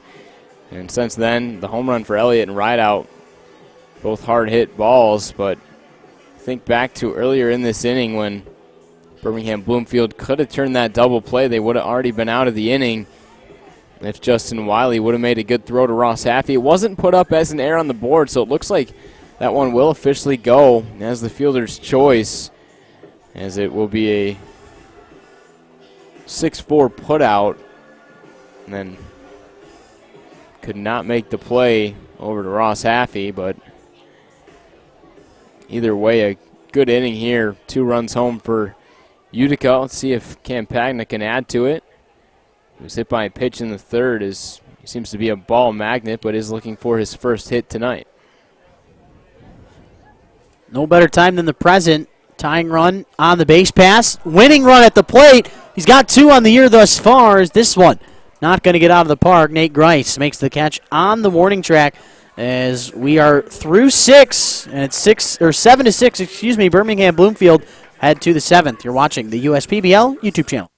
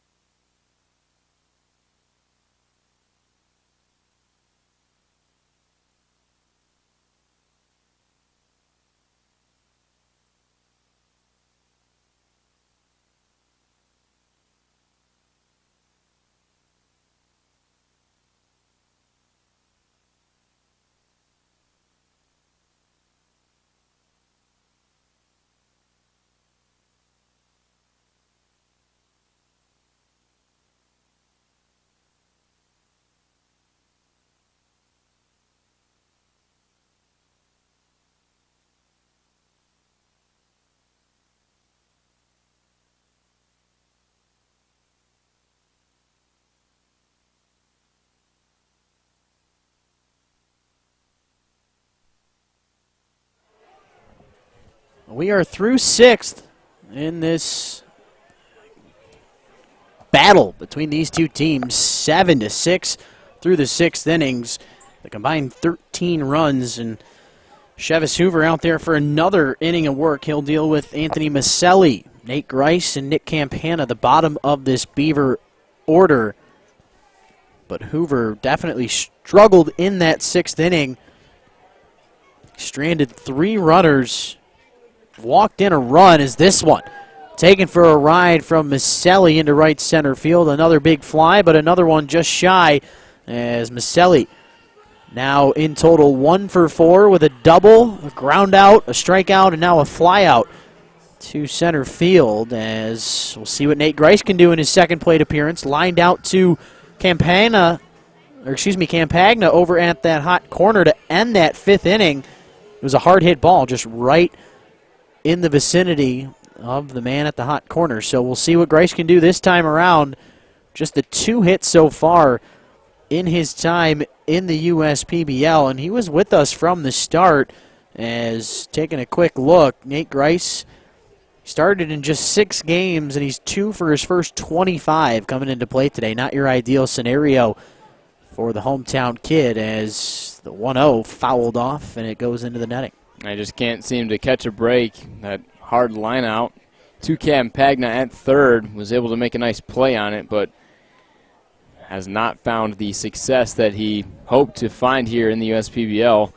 Grice hit .273 with 5 home runs at Western Michigan this past season. Joined the Beavers in that College Senior Showcase, which is quite some time ago now, but Sterling Heights local product, just trying to get on the hit column, as it has been the Unicorns that have out-hit Birmingham Bloomfield tonight 10-6, but still, with all the walks that Birmingham Bloomfield has drawn, they do still lead 7-6 just by 1 run. So Grice, one swing of the bat here, could add to the lead, but just looking to get a hit.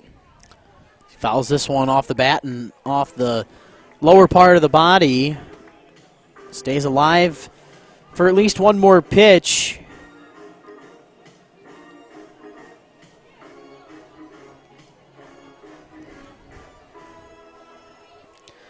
Mentioned tonight, first of 4 games on the weekend schedule. We'll have our Faith Night tomorrow, presented by Thrivent Financial. Also, Fireworks Spectacular tomorrow night, as this one's going to flare its way into shallow center field. The 1-out single for Grice. It's a good sign from him. That's the first hit in a while for the big fella, as Campana will make his way into the batter's box. 0 for 3 with 2 groundouts. Once to second, once to third, and also reached on a drop third strike there from a job there from Latona.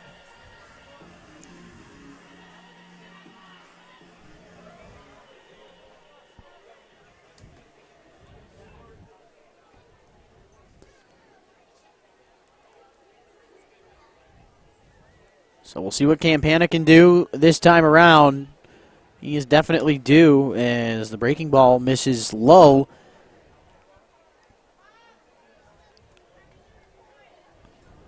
Mentioned these two teams in first and second place in the standings, as Campana looks at called strike 1, but 2 kind of opposite trends for both of these teams. Utica started off just running over the competition, and it started with pitching. Obviously, Stockton going to the Cincinnati Reds. That's a big-time thing, but at the same time, it's a big-time loss for Utica. So something that they'll have to deal with, as their ace is now on to better things. As you obviously saw the Diamond Hoppers having to deal with that when they lost Contreras. Just overall, I mean, the Mammoths getting both Craig and Hedgka on to bigger and better things. Hedgka was only here for a second. Same with Craig, but both of those men taking full advantage of their short time in Utica, as Campana trying to stay alive in this count. Looks at a breaking ball that misses inside. It's 2-2. Mentioned Faith Night tomorrow night, and then it'll be 90s night on Saturday. as it'll be strikeout hunger night as well. The 2-2 to Campana looked good, must have missed just low, so he works the count full for the first time tonight. Good at bat here from number 17, but can he get the good result that he wants out of it and reach base safely for technically the second time tonight, but he reached on the drop third strike back in inning number 4. Staying alive, this one ricocheting off of the netting and off of a railing, excuse me, is that one going back into the field to play, but a really long good at-bat here for Campana, but in the end it won't matter unless you get on base. And you saw another hit-and-run opportunity there for Chris Newell, being aggressive, just like Paul Nochi does for the Diamond Hoppers. Chris Newell's been very aggressive on the base pass tonight. See if he goes with the hit-and-run. Again, Grice doesn't have the biggest lead, but he's not trying to steal the base, just trying to advance, and he'll advance here, but it's going to be on yet another walk for Chevis Hoover. He had 4 in the inning in the 6th, and now his 5th in 2 innings. As mentioned, Goodson had 4 of them through 4 innings. Excuse me, he had 4 through 4 innings. And then in the 5th inning, of course, Carber had 1 as well, so that's 5. And now matching that total is Hoover, count 'em, 10. For Utica, allowing these free bases. That's a really, really bad day from the staff, and can only really go up from there, as they won't play again until Sunday, when it'll, of course, be another Sunday fun day, as we will be seeing Cat Hero in attendance. It'll also be your Make-A-Wish Michigan Day at the ballpark, as they'll take on the Mammoths on Sunday. It'll be the Mammoths and Hoppers on Saturday, Hoppers and these Beavers tomorrow, as Oland now back to the top of the order. We're going. It's 2-0 on him. Hoover, don't want to see this happen again, starting to fall into that rhythm of throwing too many balls.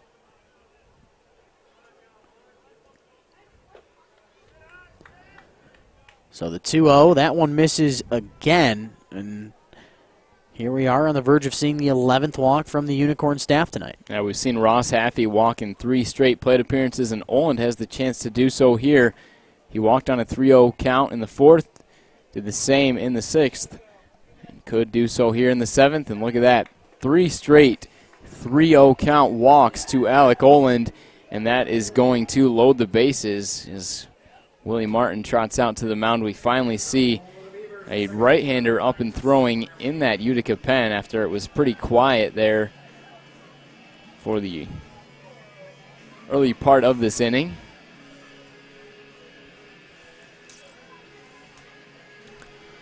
Just heard news out of the MLB, tough one. Alex Bregman took a bad hop straight off the jaw, and it sounds like it wasn't a good one either. Dang. So that would be tough. Be a big loss for them. They've already got Carlos Correa out at shortstop too, but I believe it was the Astros who had the most All-Stars of any team. Some good pitchers this year. Verlander, former Tiger, starting the All-Star game. And speaking of Astros, Marisnik had that collision with Lucroy That's right. recently, and I believe Lucroy had a concussion and a broken nose, and Marcinick only got 2 games for it. So, It was a tough one. Could have gone either way. Just one of those split-second things. I mean, Marisnik probably not trying to injure Lucroy. Obviously, collisions are way down since the new rules have been implemented, but you definitely never like to see that. Back into the action here. 0-2 count to Wiley. My pick to stick. Having a pretty good night so far. 2 for 3, a couple of singles. And a walk. Did go down looking back in the 3rd, but in a big spot here. Bases loaded, 0-2. This one in the dirt at 79. He stays alive for at least one more. So taking a look at our pick the stick battle here, Leo. Wiley in total 2 for 3 with 2 singles, a walk, a run scored, and a strikeout. Coley Curry in total 2 for 3 with 2 singles, a hit by pitch, and a run scored. So fairly even between these two guys, as Wiley almost takes another one, as That one well up and in. 2-2 the count. I guess for now, it's going to have to be you in the lead, as Wiley has struck out. Coley Curry's only out came via that ground out, but things could change here for Wiley with the bases loaded. The 2-2. Hard hit ball over our heads in the press box. Good pitch from Hoover at 88. A lot of long at-bats tonight, not just with the walks, but even when we're seeing a different result. A lot of battles that have lasted a really long time. Wiley, in particular, mentioned it earlier on in this game. He's seen, count them, at least 5 pitches in every at-bat tonight. This one is going to get past the catcher, and the tag was applied, but the ball did not make it to the mitt as Grice comes in to score. Wiley reaching, obviously, on the strikeout as Hoover, not sure if he's going to make it out of this one. He looks like he might be dealing with some pain in that pitching arm, too, so hoping he's all right. Just things not going Utica's way from the pitching staff in this contest tonight. It seems as if nothing is really going their way as everybody moves up 90 feet. Grice comes in to score. Campana over to third, and Oland now into scoring position as Hoover is going to try everything in his power to get the second out here in this 7th inning as we approach the 9:35 mark. And actually, because the bases were loaded, there was no open bag for Justin Wiley to go to technically, although there was the pass ball. Wiley cannot reach base, so it doesn't say it up on the scoreboard yet, and there we go. There's actually now 2 outs in the inning. Runners on second and third here for Ross Haffey. He's drawn 3 straight walks after hitting that 2-run shot in the first, and he has started off with a first pitch missing from Chavis Hoover. Hoover in total now with 6 walks through the first 11 batters that he has faced. That is far from ideal as Haffey evens this count up with a strike there. Another all-star home run derby champ in Haffey, and boy did he put on a show. Not only did he win, but he also hit the longest of the derby, right around 450. I can't remember the exact marking of it, but he put out a lot of baseballs on that day as he fouls off the 1-1 pitch. Down now 1-2 as trying to get the third and final out here on this 1-2 pitch. There it is, and there it goes. Called strike 3 as Haffey will be retired for the first time today as he had a home run and 3 walks going into that at-bat. We head to stretch time at Jimmy John's Field. You're watching the USPBL YouTube channel.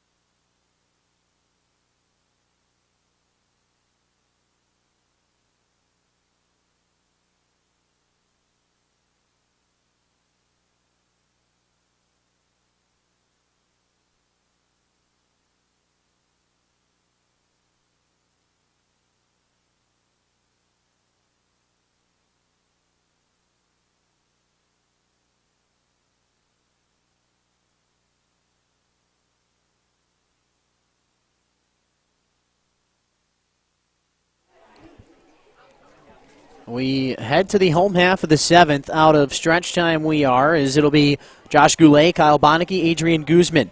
2 up here for Utica in this home half of the 7th. Mr. Wayman, that's Gavin, made his USPBL debut, went 2 innings, allowed just 2 earned runs on 3 hits, didn't have any walks, but did strike out a batter in the first initial outing of work in a Birmingham Bloomfield Beaver jersey, as he now gives way to the left-hander. That, of course, Dylan Collette, who throws 2 straight balls to Josh Goulet and then finds the zone to bring it to 2-1. Collette did pitch in the All-Star game. As he threw 1 inning, it was a tough one for him. Gave up 4 hits, 3 earned runs, didn't walk any batters, and did not strike out any batters either. But Collette, as we know, has kind of been the setup man for Matt Dallas and the Birmingham Bloomfield Beavers out of this pen, as Matt Dallas has kind of worked his way into that closer role. But Dylan Collette, probably the best, if not tied for the best, with Matt Dallas as the best reliever on this team, as it's now a 3-2 count. But Collette, 26 innings pitched, a 3-2 record, a 3.12 ERA, and he's got not high strikeout numbers, just 14, but he's only walked 5 batters in 26 innings, as I spoke a little bit too soon, as he issues the leadoff walk to Goulet.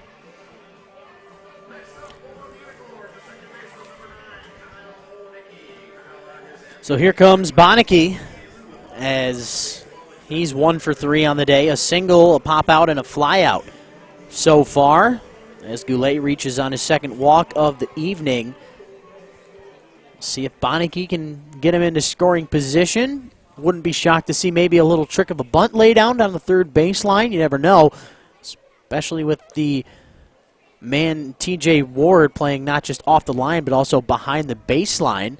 Just something I noticed immediately. It would be a little bit tougher lefty on lefty, a little bit harder for any left-handed hitter to pick up a pitch from a lefty. Breaking ball there, not sure where that one missed. A little bit outside and low, as Nick Wallace has kind of had a pretty small strike zone tonight, you could say. Hasn't really helped out the pitchers too much, and the walk numbers are definitely out there. You would like to see him maybe expand that zone, but he is staying consistent with his calls. As another one misses, 2-1 count. As Bonneke working ahead.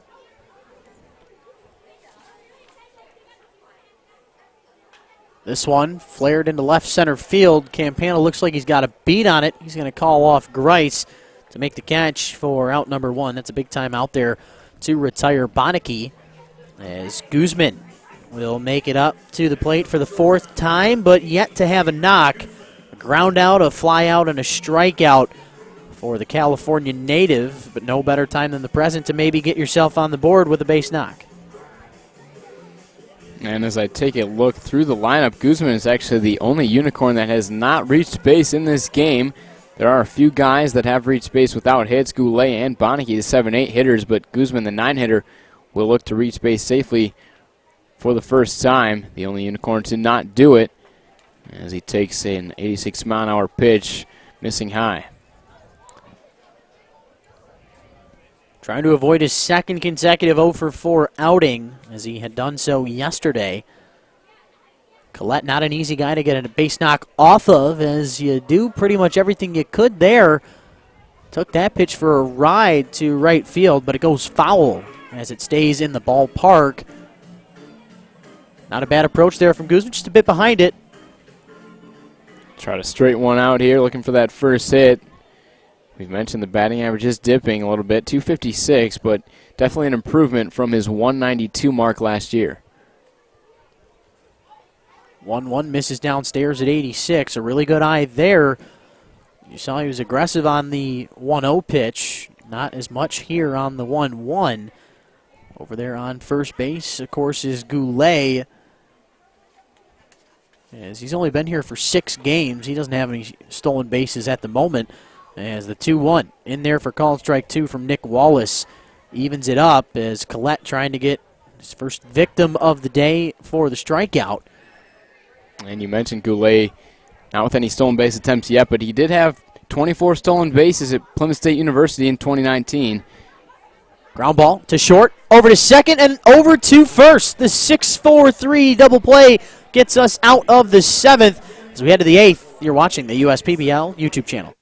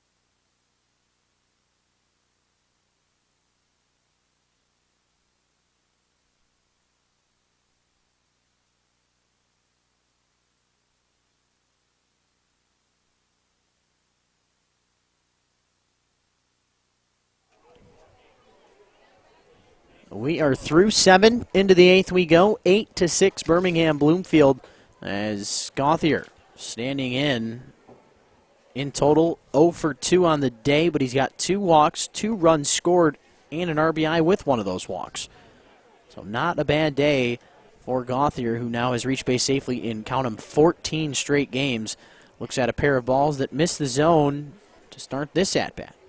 And we see a new pitcher here as Max Bain takes over for Chevis Hoover. Hoover obviously struggled tremendously with his control, but Max Bain, the product out of Northwood University, the local product, has pitched well since entering the USPBL. He had a scoreless inning of work in his USPBL debut on July 4th, and actually pitched yesterday in the non-public game against the Diamond Hoppers as Bain came in kind of in a low-leverage situation for him as Utica was down in that game already, 6-0, but Bain threw 3 2/3 innings, no hits, no runs, no walks, and struck out 2. So a clean outing for him. He's pitching in back-to-back days, so not a ton of rest for him. And a 3-1 count to start off the at-bat here for Gauthier. Yeah, really good outing. 11 batters faced, not a single hit. Tremendous stuff there for the right-hander right here from Northwood, like we had mentioned. Gauthier, meanwhile, he's worked the 3-1 count. He's looking for another walk. That would be his 3rd, but he doesn't get it here. Nice pink job there from Bain as he gets it on the outside corner. It's now full to the Beaver All-Star. And Bain's definitely no stranger to the relief pitcher position. He was a reliever for the first 3 years, then transitioned into the starting pitcher role his senior year, but he's 6'5", 250 pounds, actually local from Clarkston, Michigan. Had a 3.86 career ERA at Northwood, and I'm liking what I'm seeing from him so far. We've seen him now twice, and obviously a good outing yesterday. He definitely has some potential, especially with that height, which can definitely be an important thing that scouts look at. The payoff pitch to Gauthier. Misses down and away. Gauthier with, count 'em now, 3 walks on the afternoon. He joins the man in front of him, Haffey. Both of these men with 3 walks on the day. Really incredible stuff. And also Oland.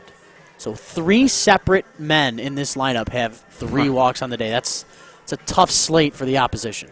I mean, really, it's a combination of this is a dangerous lineup, and we as the Unicorns are trying to pitch around them, but really just the control from each reliever that's come out, Carver, Hoover, and Bain, just has not been there.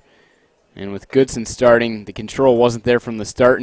But you got to give credit to the way that the Beavers really approached this game in general. You saw from the time that Alec Oland led off this ball game back at 7:05 p.m., you saw how the Beavers approached this game. They weren't just in there swinging at every pitch. They were working their way deep into counts, and that's how they've been able to earn so many walks tonight. It's a very good point. The approach has been there, and it all started. Obviously, Goodson was the starter for Utica, and Chris Newell probably gave his team the objective to, hey, let's see if we can earn a couple of walks tonight, and clearly Definitely. they exceeded that. As Hranek trying to avoid his second strikeout of the day, he's quickly down 0-2 to Bain, and gnarly breaking ball at 77. That is a textbook 12-6 curve, but he won't get the pull of the string from the Ortonville, Michigan native. And as I take a look through this lineup here, looks like Hranek has reached once. Everyone has reached safely for the Beavers in this game with a combination of their 7 hits and really countless amount of walks at this point. Didn't feel like counting them. Hranek, meanwhile, he's not going to walk. He is going to swing and miss for the second time today for out number 1 here in this top of the 8th. As TJ Ward stands in, he's 0 for 2, but he's got a walk and reached on a hit by pitch. So we'll see what he can do here. Well, TJ Ward now has 3 home runs. A starter in the All-Star game last week, 1 for 4 in that game. But like we said, he's really having a quiet, good season. 274, not too shabby on the average. He's also driven in 13, as Bain misses with that first pitch there. But we talked about it a ton. This Beavers lineup from top to bottom. Alec Oland all the way to Nick Campan in the 9 spot. You got to be careful when you're facing all these hitters, because all of them have great potential, and most of them the potential to drive the ball out of the park, as Ward has done 3 times this season, as Bain finally finds the strike zone there. 1-1 count.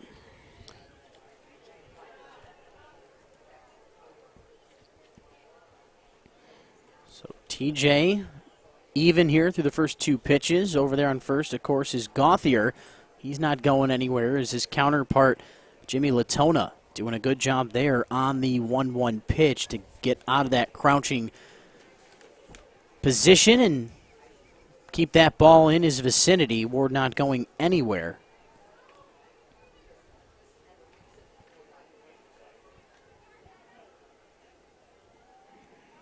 Bain with a long look over there to Gauthier at first. A quick second, and now he's coming home with it. Ward with a big cut. This one looks like it's going to get into the field of play. Yes, it does, right into that first row, as hops up into the hands of a lucky fan. Count even at 2-2. And I like the way that Bain has approached these last 2 hitters here, attacking the strike zone, not afraid to pitch to Hranek, a big hitter for the Beavers, and then also Ward, another big hitter in this lineup. So he walks Gauthier, probably one of the top 2 hitters in this lineup, if not one of the top couple of hitters in the USPBL this year, but moves past that leadoff walk and 2 outs away from getting out of this inning. Could try to roll a double play ball here, get 2 for the price of 1.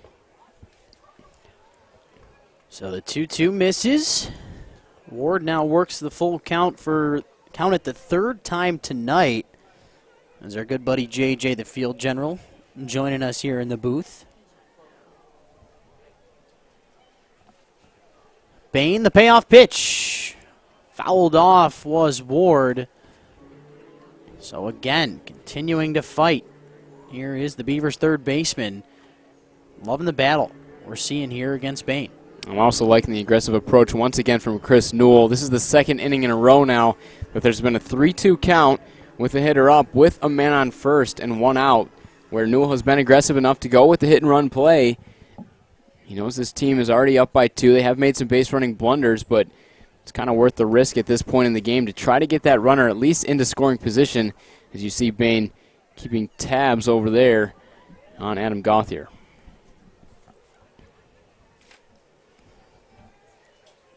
Maselli on deck. He's 1 for 4. Only way he doesn't bat this inning is if Ward hits a ground ball that leads to 2. We'll see what happens. The payoff pitch popped up over our heads, and Ward continuing to fight. In total now 7 pitches in this at-bat. This is what the Beavers have been doing. They knew that the relievers for the Unicorns were pretty worn down already with kind of a hefty load yesterday. A couple of relief pitchers used quite a bit. Max Bain, like we mentioned, 3 2/3, and then also they had Hensley, Beard, and Goodson all throw in the All-Star game.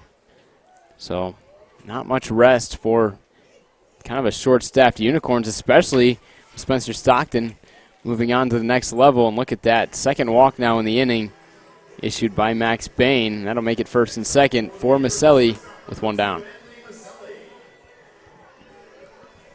Another walk for the Unicorns, as taking a quick look, trying to tally all these up. Bear with me, it'll take a second.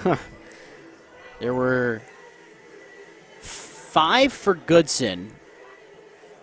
Or excuse me, 4 for Goodson, 1 for Carver. That's right. So that's 5, and then we had 4 straight from Hoover in the 6th. He had another 2 in the 7th. And now Bain here with 2 more in the 8th. So Maselli, he looks at ball 1, trying to continue the trend, it looks like.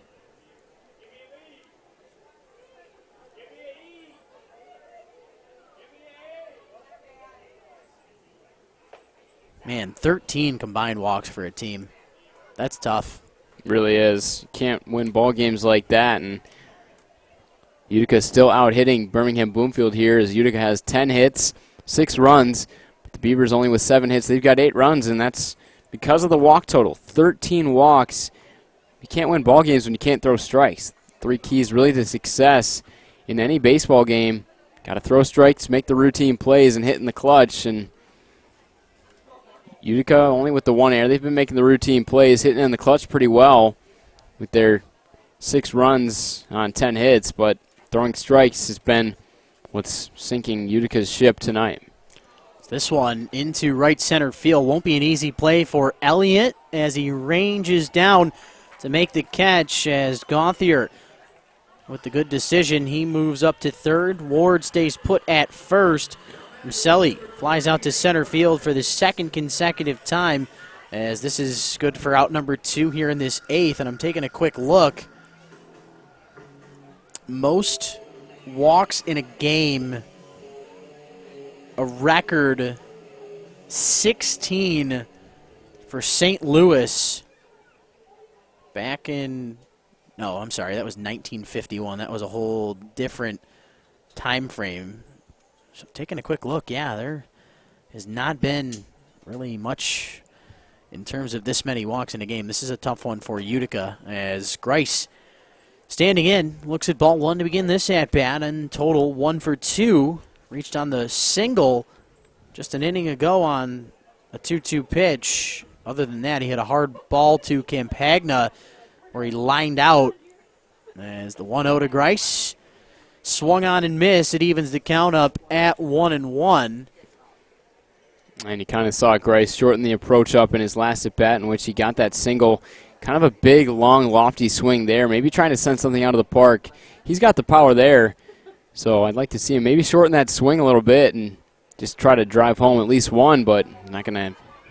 It's going to be a close play at the plate. So sliding in safely by a hair is Gauthier, or should I say by a toe, as he comes in for the 9th run of the game for the Beavers. Over there to second is Ward, and Grice works the count now 2-1. Now, wild pitches have come around to haunt Birmingham Bloomfield as well. To haunt Utica as well. As remember, Andrew Carver back in that 5th inning gave up a couple of runs on a couple of wild pitches. Runners able to advance over. So there has been some base running mistakes for the Beavers, but they've been able to capitalize on some of these wild pitches. It's not just the walks. Right on cue, Leo. Nate Grice takes one to the opposite field. Hits it over there to Goulet. Drives in the run. Coming in to score with ease from second is TJ Ward, as the Beavers now out in front by 4 runs. Big time spot there. Back-to-back singles for Nate Grice. Yeah, I like that approach there from Grice. He was able to shorten that swing, able to take one to the opposite field almost for extra bases, but Goulet had him played well out there in right. As we see another mound visit. A right-hander is getting loose in that Utica pen, but kind of late in this ball game, definitely not looking good here for the Unicorns.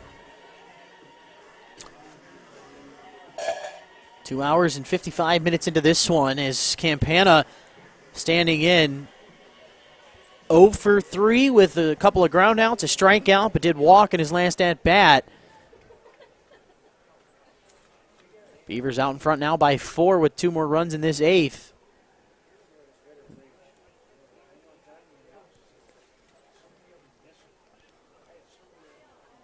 First pitch, Campana ends up actually getting past the catcher, Latona. Grice was taking to start, so they give him the stolen base because of it. As Campana trying to reach base safely for the 3rd time tonight, but still looking for his first hit of the night. The 1-0 called strike 1 on the outside part of the plate. As scoreboard up there says 2-0, but we know it's 1-1.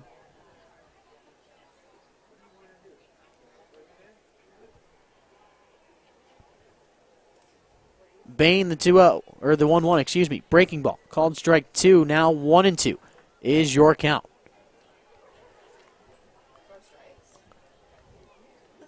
Campana is the 45th hitter up here for the Beavers in this game. 45th plate appearance. It's been 13 walks and 8 hits. The Beavers have really taken over this game, 10-6. They've scored 5 innings in a row. There's only been 2 innings where they have not scored. That was the 2nd and 3rd, so they put up their biggest inning in the 1st, came out swinging the bats early with that 3 spot. And Utica did make it close, kind of in that 3rd and 4th inning, but it's been all pretty much Birmingham Bloomfield these past couple innings. This game is kind of out of reach with the way that Utica's staff continues to throw the ball. Another 3-2 count. It seems like almost every hitter up has got a 3-2 count. It's just the way it's gone for the Beavers tonight. Alec Olin has not had any 3-2s, but he's had a lot of pitches 3-0s, seen. too. Just a lot of 3-ball counts. Too many for certain. As Campana swings and misses, as that is out number 3, but the Beavers get 2 more in the top of the 8th. They lead it by 4. We head to the home half. You're watching the USPBL YouTube channel.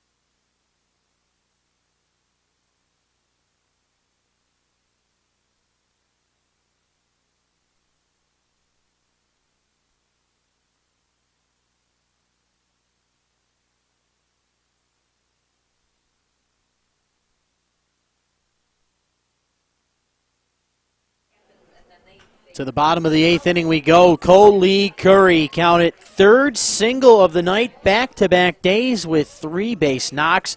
Also reached on the hit by pitch and came in to score in the 3rd, as he's not ready to give up on this outing just yet. Leadoff man on for Utica to start this home half of the 8th. We'll see what the men behind him can do. That's exactly what you got Curry there for, a singles machine, as Latona comes up to the plate now. In total, 0 for 3 with a strikeout, a flyout, and a reach on an error. Also was hit by a pitch tonight. He scored 2 of the 6 runs for Utica as he looks at ball 1 that misses at 88 from the left-hander Collette out there for another inning of work.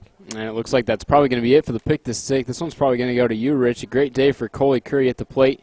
3 for 4, including the hit by pitch. Justin Wiley might get another at-bat. Ground ball to the shortstop, Maselli. Over to Wiley at second. Over to Haffey at first. The 6-4-3 double play gets outs 1 and 2 here in this home half of the 8th. And Dylan Collette, a double play machine as he gets his 2nd of the night here in just, count them, 5 batters faced. A tough night here for Jimmy Latona. Did reach on the hit by pitch, but he'll finish his night.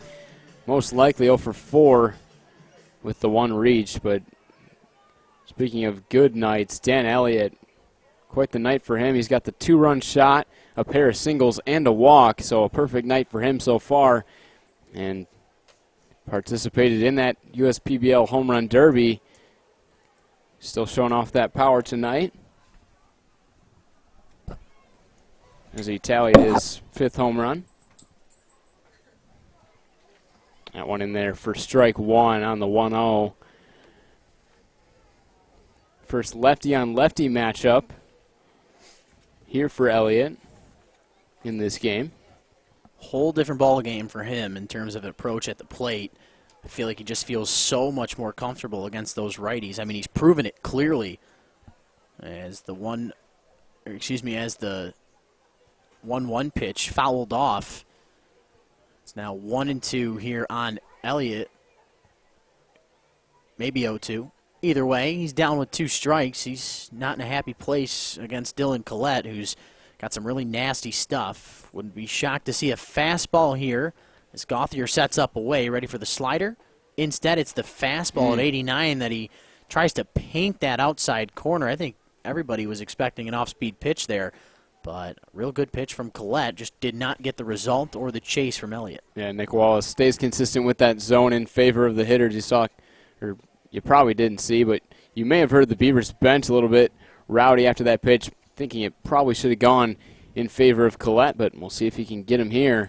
Off-speed pitch, outside part of the plate. Nate Grice almost had a tremendous catch as he was hightailing it from the start.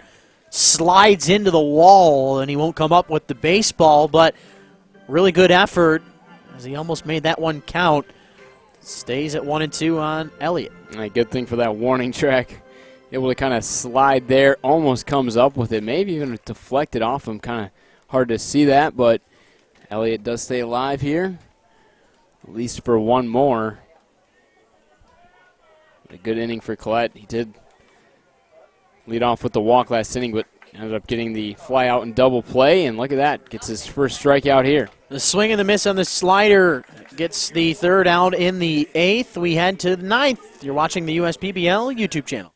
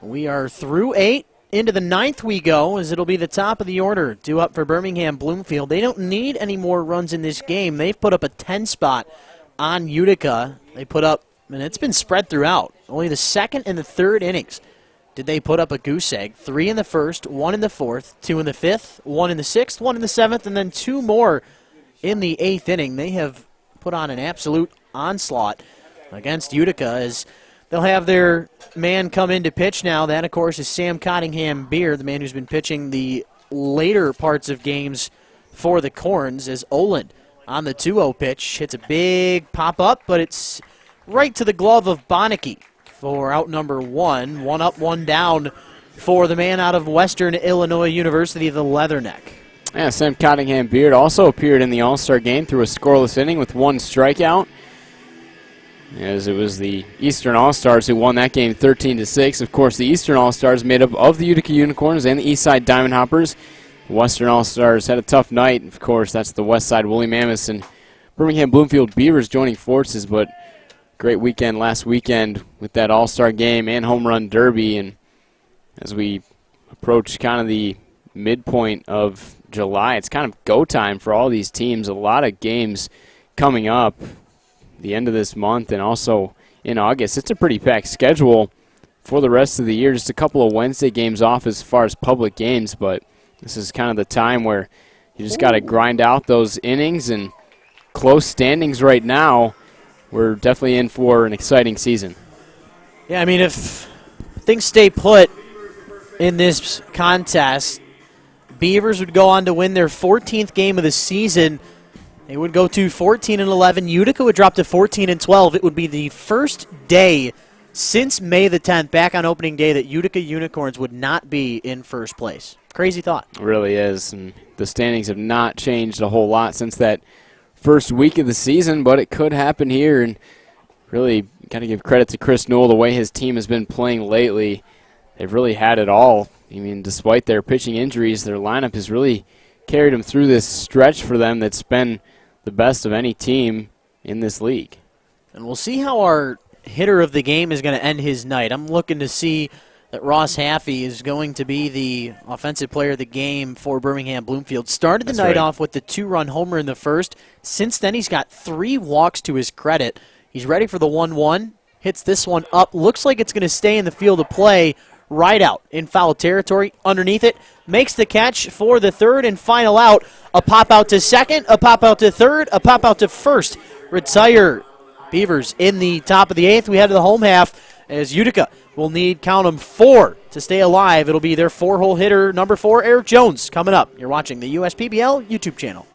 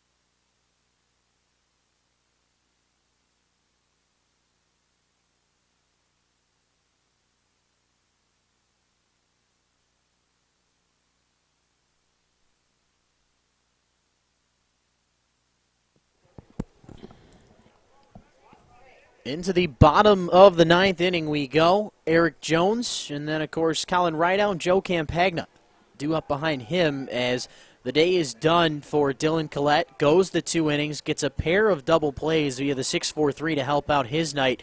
Gave up 1 hit, had 1 walk, did strike out a batter to end his night as he goes the 2 innings and allows just the 1 knock. As it'll be Matt Dallas in to shut the door in the 9th. Count it, 95 on the gun. One of the more thrilling pitchers to watch in the USPBL. Matt Dallas quickly has Eric Jones now 0-2. At back-to-back 96 and 95 right on that outside corner. Pretty much pitches that are impossible for any hitter at any level to hit. Unless you're really trying to take it to the opposite way and looking for that exact pitch, you're not going to hit it. And look at that combo with that breaking ball. Absolutely freezes up Eric Jones for strikeout number 1 in the first batter he sees. Great stuff right there from Dallas. So Jones, all said and done with the strikeout, is Rideout. He doesn't have any Ks so far today. He's got 2 singles, a reach on a fielder's choice, 2 RBIs, did ground out to start the evening. As Matt Dallas 1 for 1 to start this 9th inning. Rideout looks at called strike 1. This one at 96, and Dallas continuing to pump it out of that right hand. Would be shocked to see Matt Dallas end his 2019 baseball season in a Birmingham Bloomfield uniform. That would be a good sign to see. Wouldn't be surprising, though, as obviously he's got the stuff. Another one at 95, in on the hands of Rideout. As this one over to the shortstop. Of course, that Anthony Maselli over to Haffey. 2 up and 2 down here in this home half of the ninth. Dallas actually pitched in the All-Star game, too. Tough inning for him as he gave up the 1 run on 2 hits in his only inning pitch, but we've seen kind of 2 sides of Matt Dallas. We'll see a night like tonight where he's coming out pumping 96, 97 consistently in the strike zone. There's other nights that he does struggle with the walks, but when Matt Dallas is on point, he's got to be one of the best pitchers, if not the best pitcher in this league. He's got 26 strikeouts to 10 walks, which is a good ratio, but even better, the 26 strikeouts coming in just 17 1/3 innings. So Matt Dallas, who had good numbers last year for Birmingham Bloomfield, has kind of maybe not had the season he's wanted as far as ERA, but the most important thing is that his strikeout numbers are going up, which is good signs for scouts looking into Matt Dallas. Without a doubt, obviously Stockton, player number 32 to be signed out of the USPBL in its 3+ years. Stockton is going to help out that organization immensely, as it was only a matter of time for him. Clearly having the scouts in attendance at the All-Star game. I heard there were about 6 teams or so. I know obviously the Reds were there, clearly, with them signing Stockton. That's right. I know at least the Brewers, the Red Sox, the Giants. Other ones not hitting the tip of the tongue there, but some big-time teams were here to watch our boys play in that All-Star game. It was a fun one that was dominated by the East. As this one at 96 upstairs as Matt Dallas gets 2 swing-and-miss strikeouts in this 9th inning, and the Beavers do, in fact, move into first place with the 14-11 record. Unicorns drop down to 14-12. Beavers, in their last 5, count it now, still 4-1, as that's what they were coming into play tonight. But in the end, a lot of walks for the Unicorns, a good approach at the plate for Birmingham Bloomfield in this contest. Ross Haffey with the home run back in that first inning got things going offensively for them. 3 in the first, 1 in the 4th, 2 in the 5th, 1 in the 6th, 1 in the 7th, 1 in the 8th. Was definitely enough for the Beavers in this 10-6 victory. Leo, your final thoughts on a game that might have taken a little while, but saw a lot of bright spots in this one. That's right. Well, if you like offensive games, this was the game for you. A pretty high-scoring final 10-6. A lot of walks. Maybe didn't make for necessarily the most exciting offensive game, but either way, a lot of positives on both sides as far as offensive. Eric Jones with a good night with a couple of RBIs for the Unicorns, as well as Colin Rideout, but Dan Elliott hit his 5th home run of the season, but it was all pretty much Birmingham Bloomfield on the offensive end. Ross Haffey with a tremendous day at the plate. Adam Gauthier continues his success. Some guys getting it done at the bottom of the order. Anthony Maselli and also Nate Grice, who came in played some great defense out in left field towards the end of the game and also collected a couple of hits as well as an RBI. But really just a great game overall. Be sure to join us back on the broadcast later in the weekend. But actually, it's going to be ESPN 3 on the call tomorrow for Faith Night with Fireworks Spectacular, of course, and Shiny Penny Band will be here as well, 7:05, as Birmingham Bloomfield will take on the Eastside Diamond Hoppers.